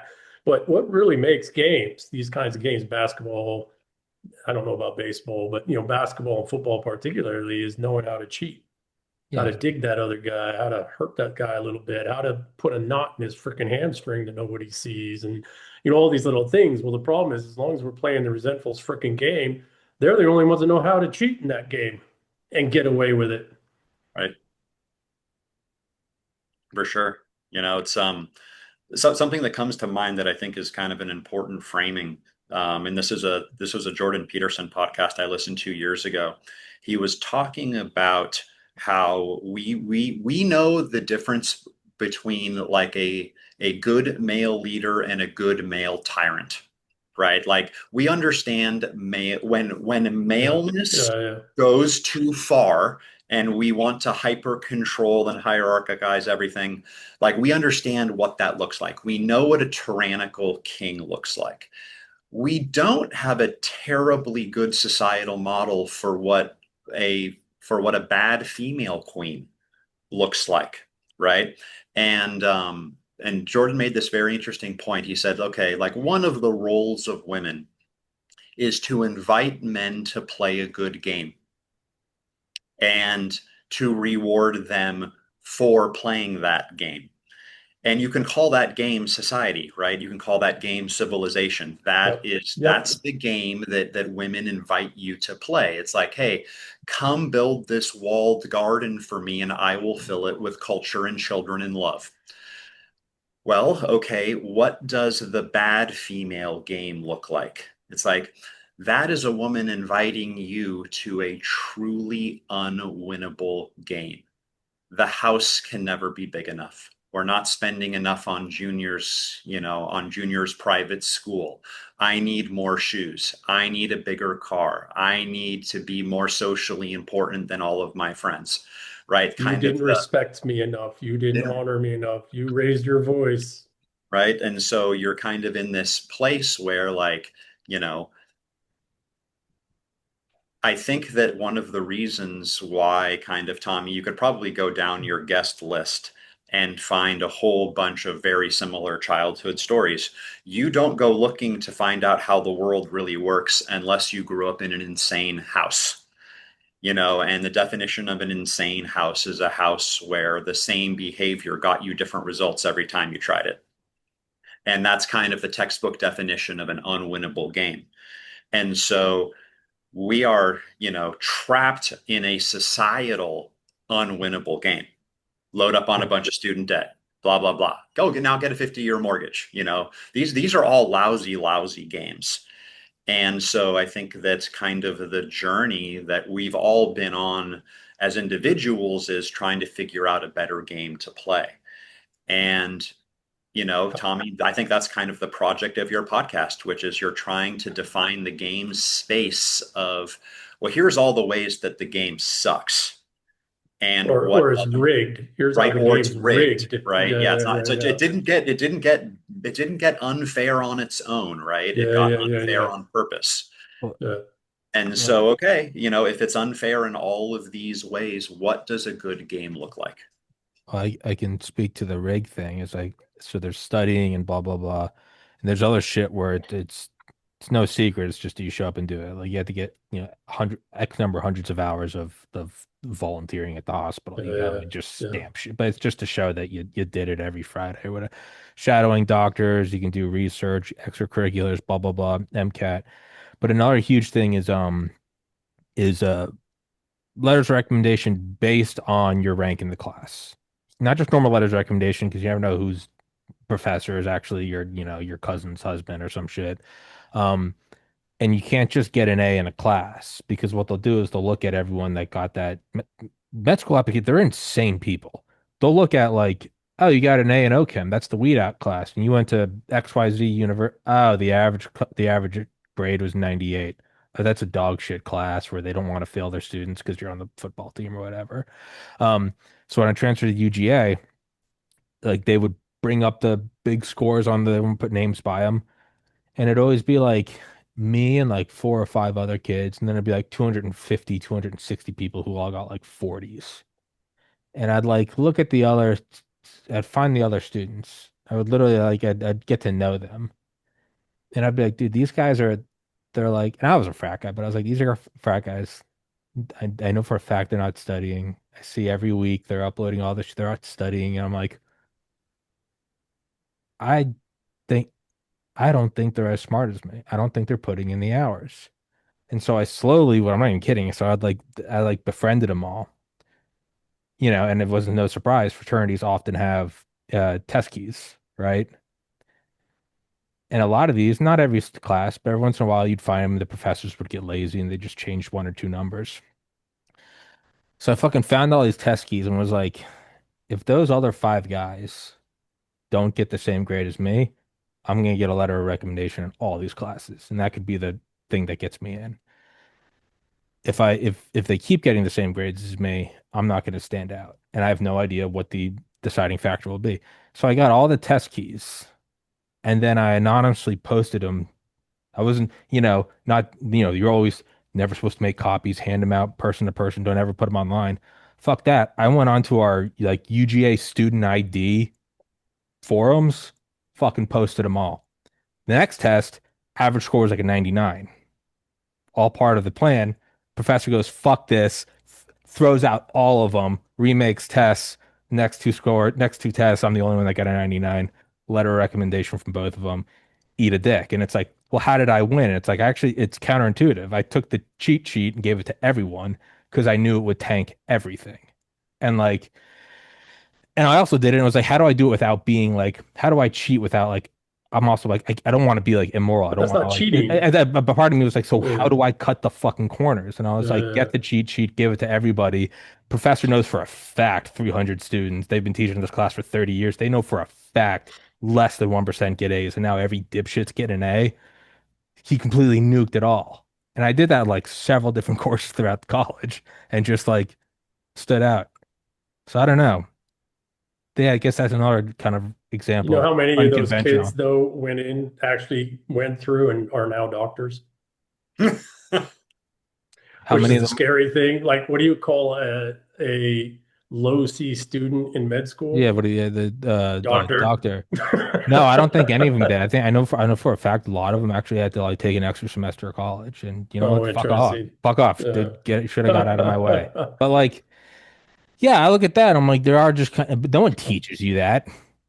No fucking professors like, all right, so we're gonna go through like the main systems and the endocrine system. Okay, towards the end, we're also gonna get into this like hyper metaphysical idea of like cheating within a system. No one talked to you about that shit. But Nope. you know, I don't know. Those are the real So, secrets, right? Yeah. So I so don't they've know. It's created, the yeah. resentfuls have created this extraordinary, complex, rich world that they have rigged virtually everything in their favor. It's like, okay, well, let's outplay them. You know, to the point Donnie made earlier, and as you're touching on as well, the other thing is not only do they indoctrinate us in every form or fashion, every minute of the day, in every way to the game, their game, which isn't a game at all, it's war against us. What they also do is they try to hard code in the roles. It's like, when you're playing a role-playing video game and you got to select like I just finished the Mass Effect series again, right? One of my favorites. But what do you got to do? You got to pick a character, Yeah. role, and you got to pick, two other sub roles underneath of that, right? For Shepard. And that's what they try to do in every minute of the day. And then once you pick one of those roles, characters and roles, you got to stick with that if you're going to succeed at all. You can't make the change. Well, I've been doing that my whole life.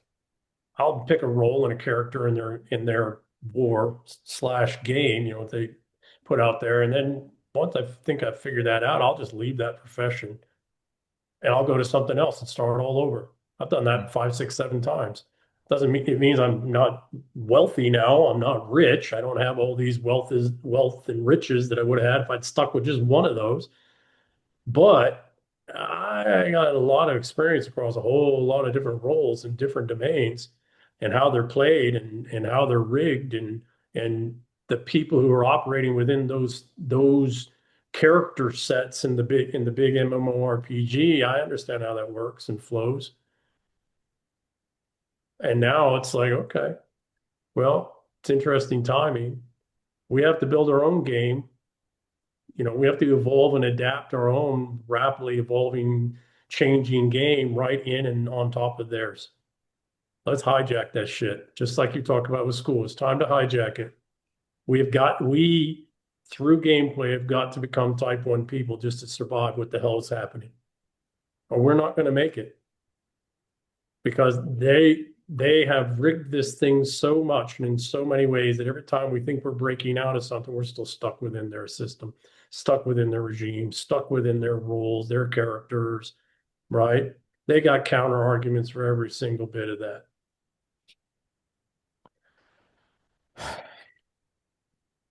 Yeah, and it's kind of like the quote, it the secret is the last place you think of looking. Mhm. And you never think about looking refinding the spot where your keys are because if you had had that thought, you would have gone and fucking done it. It's always in the last place you were looking. Yeah, yeah, yeah. It's kind of so it's like, well, then how would I apply that to the podcast? And it's you can't know it because in my mind, I'm like, it'll be some weird either mixed, the letting go of the MCAT or the kind of the unconventional, you know, counterintuitive process of like give everybody the super weapon and then nobody has it. When I look at that and apply it to the yeah, it's like I know in the most abstract way it'll be some weird fucking, event horizon I'll step over or something. Then it's like, now what would it be? And I'm like, well, if I knew it, I would do it today. I would stop this podcast right now and I would do it today. I don't know what it is. Can I give you a thought, something that comes to mind, Tommy? Yeah. All right. The only good, successful gameplay that endures is gameplay with alliances and allies and Yeah. players, both on your team and the other team, and that's kind of fluid sometimes too in the real fun games, right? And you've been building this show with all of your alliances being guests what if the alliances, the next level of alliances that you need to really take off is other shows? Yeah, no, I've touched on that. It's yeah, I don't know. It's I would say the only I mean it grows positively in views, view hours, subscribers, blah blah blah blah blah. But the only one that matters is revenue. Yeah. I would say really the only positive. The revenue's been through different means almost the same since like April 2021 till now. The monthly revenue's been almost the same. You look at that, you go, well, that's not growth. No, but it's pretty solid given what's happening in the economy, the Well, real economy. the Yeah. growth is also for 3 years. It was one source and one source only Yeah. was 100% of the paycheck, and then it was two sources, and then it was three sources, and right now it's like six sources. There's still like one larger one, but now it's like six sources of decentralization, meaning that I can pretty much lose any one. And then if I factor in savings, it's like I can lose any one or two and like paper over the cracks and keep it going. That's like the only kind of unconventional fucking thing I can think of is like it's more decentralized now. It's multiple field commanders with permission to fire nukes kind of thing. And It's more resilient.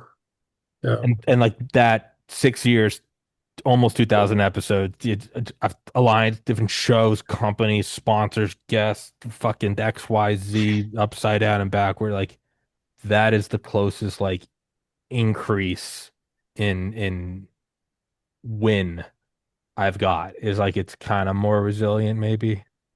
It is a it is so much easier to be a doctor. And I can say that. It is so much fucking easier because there's something to be done. It's an impossible task, but it exists, meaning you got to climb Mount Everest. It's not easy. Starting point A, ending point B, and every year a certain number of people do it. Yeah, people die, but a lot of people do it. That's med school. It's very difficult, but it can be done. I don't even know if I'm on a mountain. I don't know if there is a starting point. I don't know if it's behind So me. I don't know if it's, it's I don't know if what do I'm we supposed to call be that in the flying gaming or world? like collecting like deer fucking antlers. Like I don't have no am I supposed to be like researching physics or like making finger paintings? Like it's putting someone in a game that's a perfect simulation of reality and going win. You're Free like, what will. is this fantasy? Is this GTA? They're actually like, yeah, win. You're like, is this flight sim? What is this? Is it Sim City? Is it Contagion where you release a pandemic? You're like, I don't know how to win. And they're like, fuck off. Like, Okay, but that's okay. So Tommy, brilliant, because that's exactly the point. The problem that we have is that we've all come up in bounded systems and thought that we were playing, the times that we were playing and not working. We thought we were playing, but we were still all in bounded systems. The only way that we really evolve and innovate and find the thing is we stop trying to succeed in their bounded system. Now we're still in, the free range world or whatever that's called in the gaming industry, right? We're still in a open um, world. open world, right? We're still in an open world and there's all kinds of things in it, but we're not going to win by playing by their rules or their structures. And here's the other thing. What the first thing that we have to do is we have to stop using their definition of a win, Yeah. of success and win, right? And then we have to start building alliances and connections and associations and understanding and knowledge of the open world that we're in, et cetera. So where we are right now as a species is that we have to make an eigenvalue step up in sophistication and capabilities on a broader scale.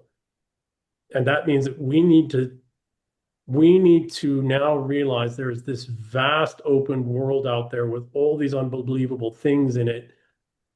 And we need to start making up our own rules and playing our own game and, with our own alliances and fixing the rules as we go along and all of that kind of stuff and stop trying to play the rules and characters in the game that they created. Let's use their game. Let's use their open world, right? This unbelievable open world they created. But let's play our own game. And at the core of our own game has to be humanity, not machines, not wealth, right? Has to be humanity. And I don't mean the touchy-feely, everybody, I mean humanism. Yeah. Humans are primary. Humans matter, right? Humans are the only, what is the purpose of life? Life. What is the purpose of human life? Human life. There are no other purposes. So we need to, and this is, and I didn't put it in this context of the game, even though I wrote it in the book 5 years ago, 6 years ago. But, and this is, the conversation and the work that Donnie and I are doing right now is I'm trying to figure out how do I make this, all this work I've been, so I'm now getting close to 60 years old and I realize and accept that I'm transitioning slowly into elder status. Do elders do, or do elders teach others how to do in their own way, in their own time? Well, elders teach, right? So, okay, well, how do, if we're going to get through this period that we're in, and it's very dangerous. I mean, we're quite literally at a place where we as a people could get wiped out. And it's openly being not only called for, but acted upon everywhere in every way possible. And the only way we're going to defeat that is not a small handful of people who pay a lot of attention every minute of the day to stuff. It's a lot of people who see a lot of things. But how do they do that? Well, they need to know how to actually think, not within the confines of the game. Now, in the world, right? But, the open world of the game, but not in the confines and the constructs of the game runners and the game programmers and the game owners, right? Like, Tom, you're a gamer. Some of the best games people play and some of the in all kinds of things are the games within the games that they make up, right? Yeah. We need to do that on a massive scale with society and our civilization and our economy and all of that. Yeah, so one of them is nuclear option. Fucking love that game. It's a Yeah, flight sim and you're going against yeah. navies and shit. And I've mentioned it to you before, but one of them is like it's like detonating nukes near the enemy, and like you have and all over the year 2 years it's come out, they've restricted things. Like early on, I found that you could just if you just didn't lock bombs onto people, but instead just flew really low and dropped them and let them bounce all around, then you'd hit your target. So so now they bring in impacts, and if the bomb has greater than 100 Gs, then it doesn't really all right, fuck that. And then it's like, all right, just go unlimited, just do nonstop bombs all day, every day. It's like, well, now they put refineries, so you can only produce this many nuclear weapons. And I finally found like the most fucked up way to win was like get as close as you can to like their fleet, their base, whatever, and then eject like, I don't know, 300 meters from it. And your guy little parachutes down and you stay there. And then lock a nuclear cruise missile onto your down pilot. Because you can't set an abstract point. You have to lock onto something. They don't get the radar pings. And if you get your guy behind a hill too, and he's only 300 feet from a base, but you launch a 250 kiloton cruise missile, the only way to win was just the most fucked up, like get the fastest plane, burn all those resources, unlock the nuclear bomber with the stealth cruise missiles, spend all that money, and then you got your guy, like no man left behind, be like, sorry, and then you just have to throw 5 megatons at him, and you can wipe out an entire fucking base and win the game. And you have to kind of make up your game within the game, and it's like that doesn't win. And if you try to teach that to anyone, they'd be like, "Fuck's wrong with you?"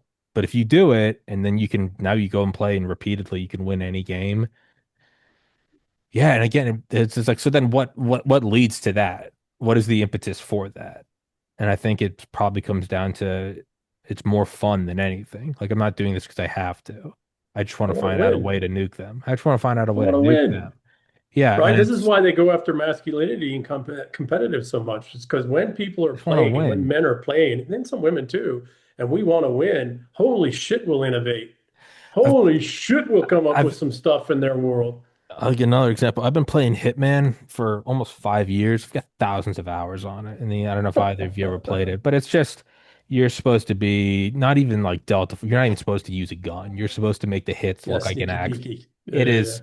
It's a fantastic game if that's how you play it. I've never played it that way. I don't care. I just run around. I think it's funny. I mean, if you kill like one or two non-targets, you get like 10,000 XP off. I'll kill six or 700 because I just think it's funny. I just think it's fucking funny. It's just you're running around in this sneaky peeky game where the entire thing is like, how stealthy are you? I will literally put on a clown costume with an afro and just walk around shooting people. And I've been doing that for like 5 years. It's just fucking funny to me. And finally, in the last week, literally the last 7 days, I finally decided to play on like a real mode. Turn the difficulty all the way up as high as I can. I fucking ran through the entire campaign in like 3 days, expertly mastered every single level. Because I was like, I can kill everyone. What if I just only do it to the person I need? I already know how to sneak around.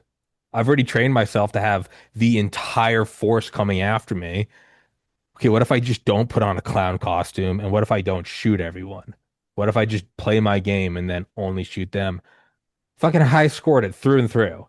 And it's like, I never would have got there. I would have given up out of frustration had I ever tried to play it like that. But instead, I've just been dicking off for 5 years. And when I finally decided to like play, I was like, oh, this is easy because like I've fine honed the shooting mechanics in a game where you are penalized heavily shooting. And so it's like if you can nourish and grow that sense of masculinity of winning just to win in a system where they disincentivize it. Yeah. And Where that's they probably rigged going to be the everything way you against you. win. It's like, so Yeah, yeah, ultimately, yeah. why do I want to win like the podcast? Ultimately, it's like, just fuck off. I want to win. There you Like at the go. most core level, it's like, I make a lot less money than if I were a doctor. It's a lot more stressful. It's like, well, why do I win? I'm like, I kind of at a point now where I'm like, fuck you. I just kind of want to win. And again, I I want know to will end up play. being yeah, I want to play. I want to play to win, but I want to play. Yeah, I want to play. Well, you should focus your camera here and have your guests come in and make sure that you have, I'm like, I don't fucking fuck off. Eat a No. dick. I don't want to do this where I'm I'm sitting not here with a here to blanket. Yeah, perform. fuck I'm here to off. play, right? Yeah. I don't know where I was going with that, but No, it's brilliant, Tommy. It's exactly the case. That I mean, you're talking to it, guys. It is time for us to stop performing in their sport, and it's time for us to start playing in this extraordinary open world that they've created. It's got everything we need. We just got to stop playing by their rules. yeah. Right now, there's certain things, certain mechanics, right? Game mechanics that you got to get right, or you can't progress, Yeah. right? You gotta have a microphone. Like okay, Yeah, You can't you can't yeah. can't take your dick out on camera. Like most platforms will ban you for that. But it's like those are some pretty low parameters Unless to you're stick within. unless you're a government bureaucrat on some team Zoom or Well, something, yeah, and then you'll win. But that's not the and game you I get want to play. promoted. Yeah. Yeah, it is. It's yeah, I don't fucking yeah, I don't I will look back at this so much more fondly when I eventually win. But right now I'm in just that Can I like can I give you another thought? Tommy, yeah, you're already winning. You've been able to sustain your life for 5 fucking years doing whatever the hell you wanted to. That's a yeah, win. yeah, How many others, thousands and thousands, tens of thousands, probably, maybe even more, have quit, yeah. given up, never achieved, never even had one of the guests, much less all of the guests that you've had. That's the thing I'm getting at, right? We're in this open world, but we're trying to progress to some next level with their rules. Yeah, and it And makes me unfortunately, as you know, having been a game player, so what? I go to the next level, it sucks. and And now I'm just stuck in some other bullshit thing. Yeah, go ahead. it actually made I pulled it up again. I was thinking of it. It's interesting that we brought this up earlier, the definition of winning. And I just pulled out this old quote that I'd read like a year ago. I just thought about it at the gym and I was like, I need to every once in a while I'll make a quote the background on my phone just to kind of like jog me into it. And Yeah, it's God spoke today in flowers, and I, a fool, was waiting on words, and I almost missed the conversation. brilliant. And sometimes I'm like, how come the show isn't succeeding? I'm like, well, I see my parents and brothers once a week. I'm Awesome. sober 2 years. I'm down Awesome. almost 50 pounds in a year. Awesome. I pay all my bills with the podcast. Awesome. That's winning. I'm like, are you sure the last one would be nice to make a little more to have some savings so every day isn't a fucking panic attack? But like, eh, yeah, That's not winning though. That's just the bonus for yeah, winning, right? yeah, You're already winning. yeah. You're already outdoing so many damn people in so many ways in so many domains. Including doctors, by the way, right? Like, yes, there are definitely doctors that are making, more money than you. They're trapped in a hellish insurance dominated system. Oh They yeah. have to Oh, see X number of patients a day. They can't even probably do the medicine that they would like to correct, do because of, correct, they, correct. are bounded and Worried constrained every day of something, getting right? sued or getting, hit Right. by the licensing board or the AMA or some, yeah, Right. Some they're at hospital war. administrators telling them how many minutes they can spend Yeah. with the client, Doctors et are at cetera, et cetera. war today. I know so many doctors. I come from a family of medical doctors. They're all quitting. They all retired early. Well, I wouldn't say they all retired early, but most of them are retiring earlier. They're just leaving the profession or they're going to straight cash and they'll only see patients that they want to see, Yep. Yeah. right? And it's not because they made a fuck ton of money and they got enough to sit on. It's just they all just stopped playing the character and the role in, the bounds of the system that they were playing in. They're just like, no, I'm not doing that anymore. It's a lousy game. It's a lousy, it's a lazy, and because it's not a game, it's a sport, and they're Right. being asked to perform, not to play. Oh, that's such a great distinction. Yeah. Yeah, that's a great distinction. And we all want to play, especially boys, right? Boys want to play, girls too, but they get their own weird kind of social stuff. And again, that's not me saying pejorative. It's just I'm not a girl. Sure. So, right. And I never wanted to be. Um, but boys, I don't care how old we are. We like to play every day. I don't want to go do serious, crazy stuff. Every one of these conversations, yeah, we talk serious stuff, but I'm just playing. I'm just like, Yeah. we're exploring a space and we're talking on a thing, and maybe it'll help some people and maybe it'll help me. And what is it really? When we're having these conversations, we're doing the same thing we did when we were 3 years old. We're playing a game, we're making the rules up as we go along. And what is that? Well, it's understanding the world, this complex world that we live in, and how do we navigate it, and how do we better understand? And these other kids on the other team, these resentfuls and their adoptables on the other team, well, man, they're kind of nasty little shits coming at us all the time. Let's beat them. Let's win this fucker. Now that's the problem about the eternal war. You're never gonna overcome. You're never gonna end the eternal war. It's eternal. And you're never going to win all the ways in which you can win because the game is infinite. But you can have you can have, whatever you want to call them, quarters or half times or milestones or whatever the hell you want to have. But that's the other thing when you're playing a game in an open world with no set structure. You've decided no longer to play within their set structures of tiering and everything else. Holy cow, the stuff that you can do that virtually nobody does and nobody can do and experience.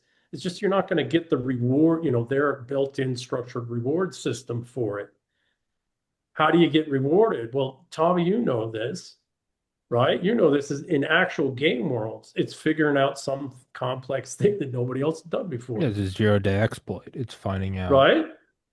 Yeah, it's finding out the crack. It's like nobody was wandering. And this is the thing this is one of the things I really like about the whole concept of Ready Player One is that how did you win? You went back to how did Well, I he was gonna mention ultimately that succeed? earlier in the race when he just puts it in reverse. Yeah, well, no, He's that's going, good, but that's it's one of it's the actually the examples. one Yeah. that's really important because that's great because that's how the concept begins. Yeah, he But goes the from there. way he brought it back is he went back to the very first game, low res 8-bit game in which an Easter egg was put in there, and the only way you found is you wandered in the dark and stumbled into this room, grabbed the little dot, right, and then drug it back out, and that had nothing to do with the winning of the game, Yeah, it's I was gonna say, yeah, right? yeah, no, and In Grand Theft Auto 4, there's this swing set on a playground. It's just the most, and Grand Theft Auto 4 is New York City, so it's just the most infinitesimal little thing. Mm. But it's clipped, and that like the swing set is, I don't know, 10 or 5 meters tall, or 3 meters tall, but it's like 2.9 meters above the ground. So it's clipping with the earth, and then it's the mass of the entire city versus the mass of the swing set. So when it does clip, it only you can't even see it. It just shows, but it's like to balance the equation, it's the mass of New York City flying up at like the speed of light for a moment. The best thing to do on Grand Theft Auto 4, bar none, is to go take a car and you just ramp up on the thing and just wait for it to clip. It is more funny than the rest of the game. It'll throw a taxi cab 2.25 miles. It's the you go on YouTube, those are the only things that those are the only clips that still get views. Is just like getting a school bus to be thrown like a fucking cruise missile at the speed of light. Fuck the rest of the game. The rest of the game's outdated. The funniest goddamn thing is going up to this like clipping, a swing set, and then just like, a cop will go up and open your door, and it's like if you can get him while the door's opening, like you two will go flying. There's no surviving. You hit the Empire State Building. You'll hit the Empire State Building at an altitude of like 900 feet in Mach 1. It's the greatest thing ever. And it's like, do you win that way? No. But it's Oh, but like you do. you But you better know what you do. do because it Yeah. is better than Okay. the rest of the game combined. It's Okay. a great So, game. Tommy, this is brilliant. What you just articulated, which I knew nothing about, is It's brilliant so, because, fucking look it up. It's listen, so good. our ancestors, even the bad ones, have created this open world game with all of these Easter eggs in it, all of these unbelievable little nuanced things, and not just in the video games, and I mean in real life. And we're not wandering around in it anymore, trying to find all of these little, just randomly finding things. And oh, by the way, in our own way, without even trying, we're leaving some Easter eggs behind for people later who's going to stumble on one of your podcasts. And in some little piece in the podcast, they're going to give them a key that unlocks something that's like, holy shit, right? And then they're going to go look at something. So the point is that we have this extraordinary, and our civilization, this is why civilization is so important. Our civilization is, I don't know exactly how to say it, and this is something I'm going to have to think about. But there is the mechanics of the game, right? The formal structured mechanics of the game. And then there's actual free range gameplay, and our civilization is that free range gameplay.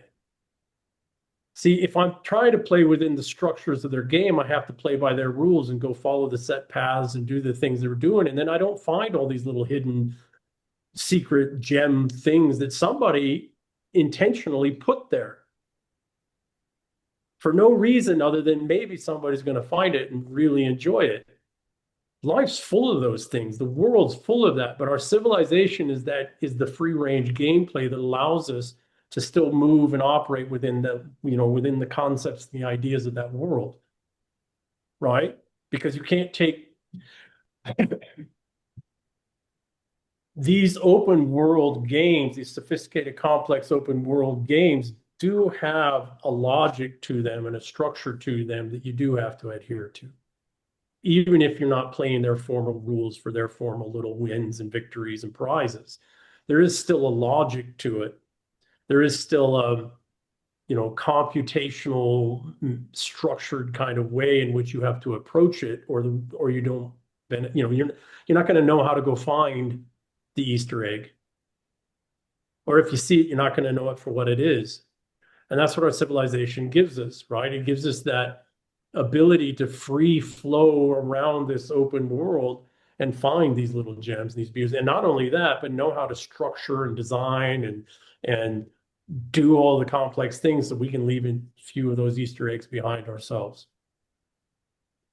Yeah, Phil Mollison, the guy who founded permaculture, he called them curious facts, Mm. where when you're looking at any kind of a system, a natural system, a human system, there are going to be behaviors of, of natural systems that are unexpected, right? Like, hey, Yeah. how did that happen? Yeah. Yeah. And, whether that's Counterproductive. from changes in environmental conditions cause something weird to happen. They do an interesting thing in permaculture design courses where they'll take a square section of ground and they'll divide it into fourths. And one section of it, they will loosen the dirt. Another section of it, they will compact the dirt. Another section they'll leave alone. And the other section they'll burn. And then you wait and you come back. And what'll happen is that you will get different weeds expressing in each of those four quadrants. All of the weed seeds have always been there. But as the different environmental conditions are expressed, part of the job of a weed is to rehabilitate the soil. So if your soil is too loose, you'll get a loose netting type of weed. If your soil is too compacted, you'll get dandelions that send tap roots down and break up the earth, etc. And so sometimes you can look at a field and you will see a particular color of flower growing, and then there'll be two tracks of a different color of flower because someone drove a truck through the field, compressed those lines of dirt, and now you can literally see the track of a truck that drove through here like last fall. And there's stuff like that hiding out everywhere. And that's kind of what science, I think, is supposed to be, is Yeah. that's supposed to be the exploration of curious facts, things that shouldn't be. And they tell you that your model of the world is wrong. And therefore there's something Yeah. Yeah. It's the Easter eggs. Easter eggs, right? It's the Easter Nature's eggs. Easter eggs. Yeah. Right. I'm terribly sorry, guys. I'm gonna have to get running here. I really Oh, no appreciate this worries. conversation because we're designing an alternate reality game right now. I intend to launch it here fairly soon. Fuck yeah. And this is, to bring it back, we need to become a type one people. And we need to bring a lot more people into that. Well, how do we do it? We accept that we are in an open world created by others back over centuries, right? This open world we're all in is centuries and centuries on. It's extraordinary. It's what they tried to do with Second Life, but weren't able to because thermodynamically you can't replicate in computer form what we do out here already, right? Um, Give me a second. We need to become a type one people if we're going to survive the resentfuls in this time, in this period. And, they're all out push to replace us and genocide us, et cetera. Well, to do that, we need to accept that there is a logic and a structure to how you play in this open world, and that's our English civilization. And we need to dust it off and bring it forward and start reintroducing to ourselves the logic and structure of how we play this game, because there's a lot of tools and resources and Easter eggs in this open world available to us right now that we just don't even know to look for or look at. Or more importantly, we don't know in our free play, as we're going, because we're all reactionary now and responsive to the resentfuls. We don't know how to even go look for these kinds of tools and resources that are being put out there by, people all the time that are useful in in the real life, in real world, right? And so we're getting, the only way that I think we can do this civilizational restoration and update and bring it into this open world is actually through gameplay itself, right? Through infinite game. And that's, what we're trying to do. Um, and I'm doing it around the Azrael Burns novel world. And, because you do have to have, a story and a narrative and all of that kind of stuff. But that's where we are. You gave Tommy some of the things you said, and Donnie as well. But Tommy, specifically from you in your own personal life, you gave me some pieces I'm very grateful for. Fuck yeah. Um, well, yeah, gentlemen, let's wrap this up. Everybody listening, go to the description, find all the links to whatever the fuck is in there. And Whatever Donnie, Easter eggs. yeah, Donnie, I apologize. I feel like we boxed you out the last hour. Sorry. Don't worry about it. But yeah, I'll send this to you guys when it's up. It'll be up later today. And blah blah blah blah blah. Until next time. Cool. All Appreciate right, you guys. Gentlemen, guys. thanks so much Appreciate for your it. time. Bye. Take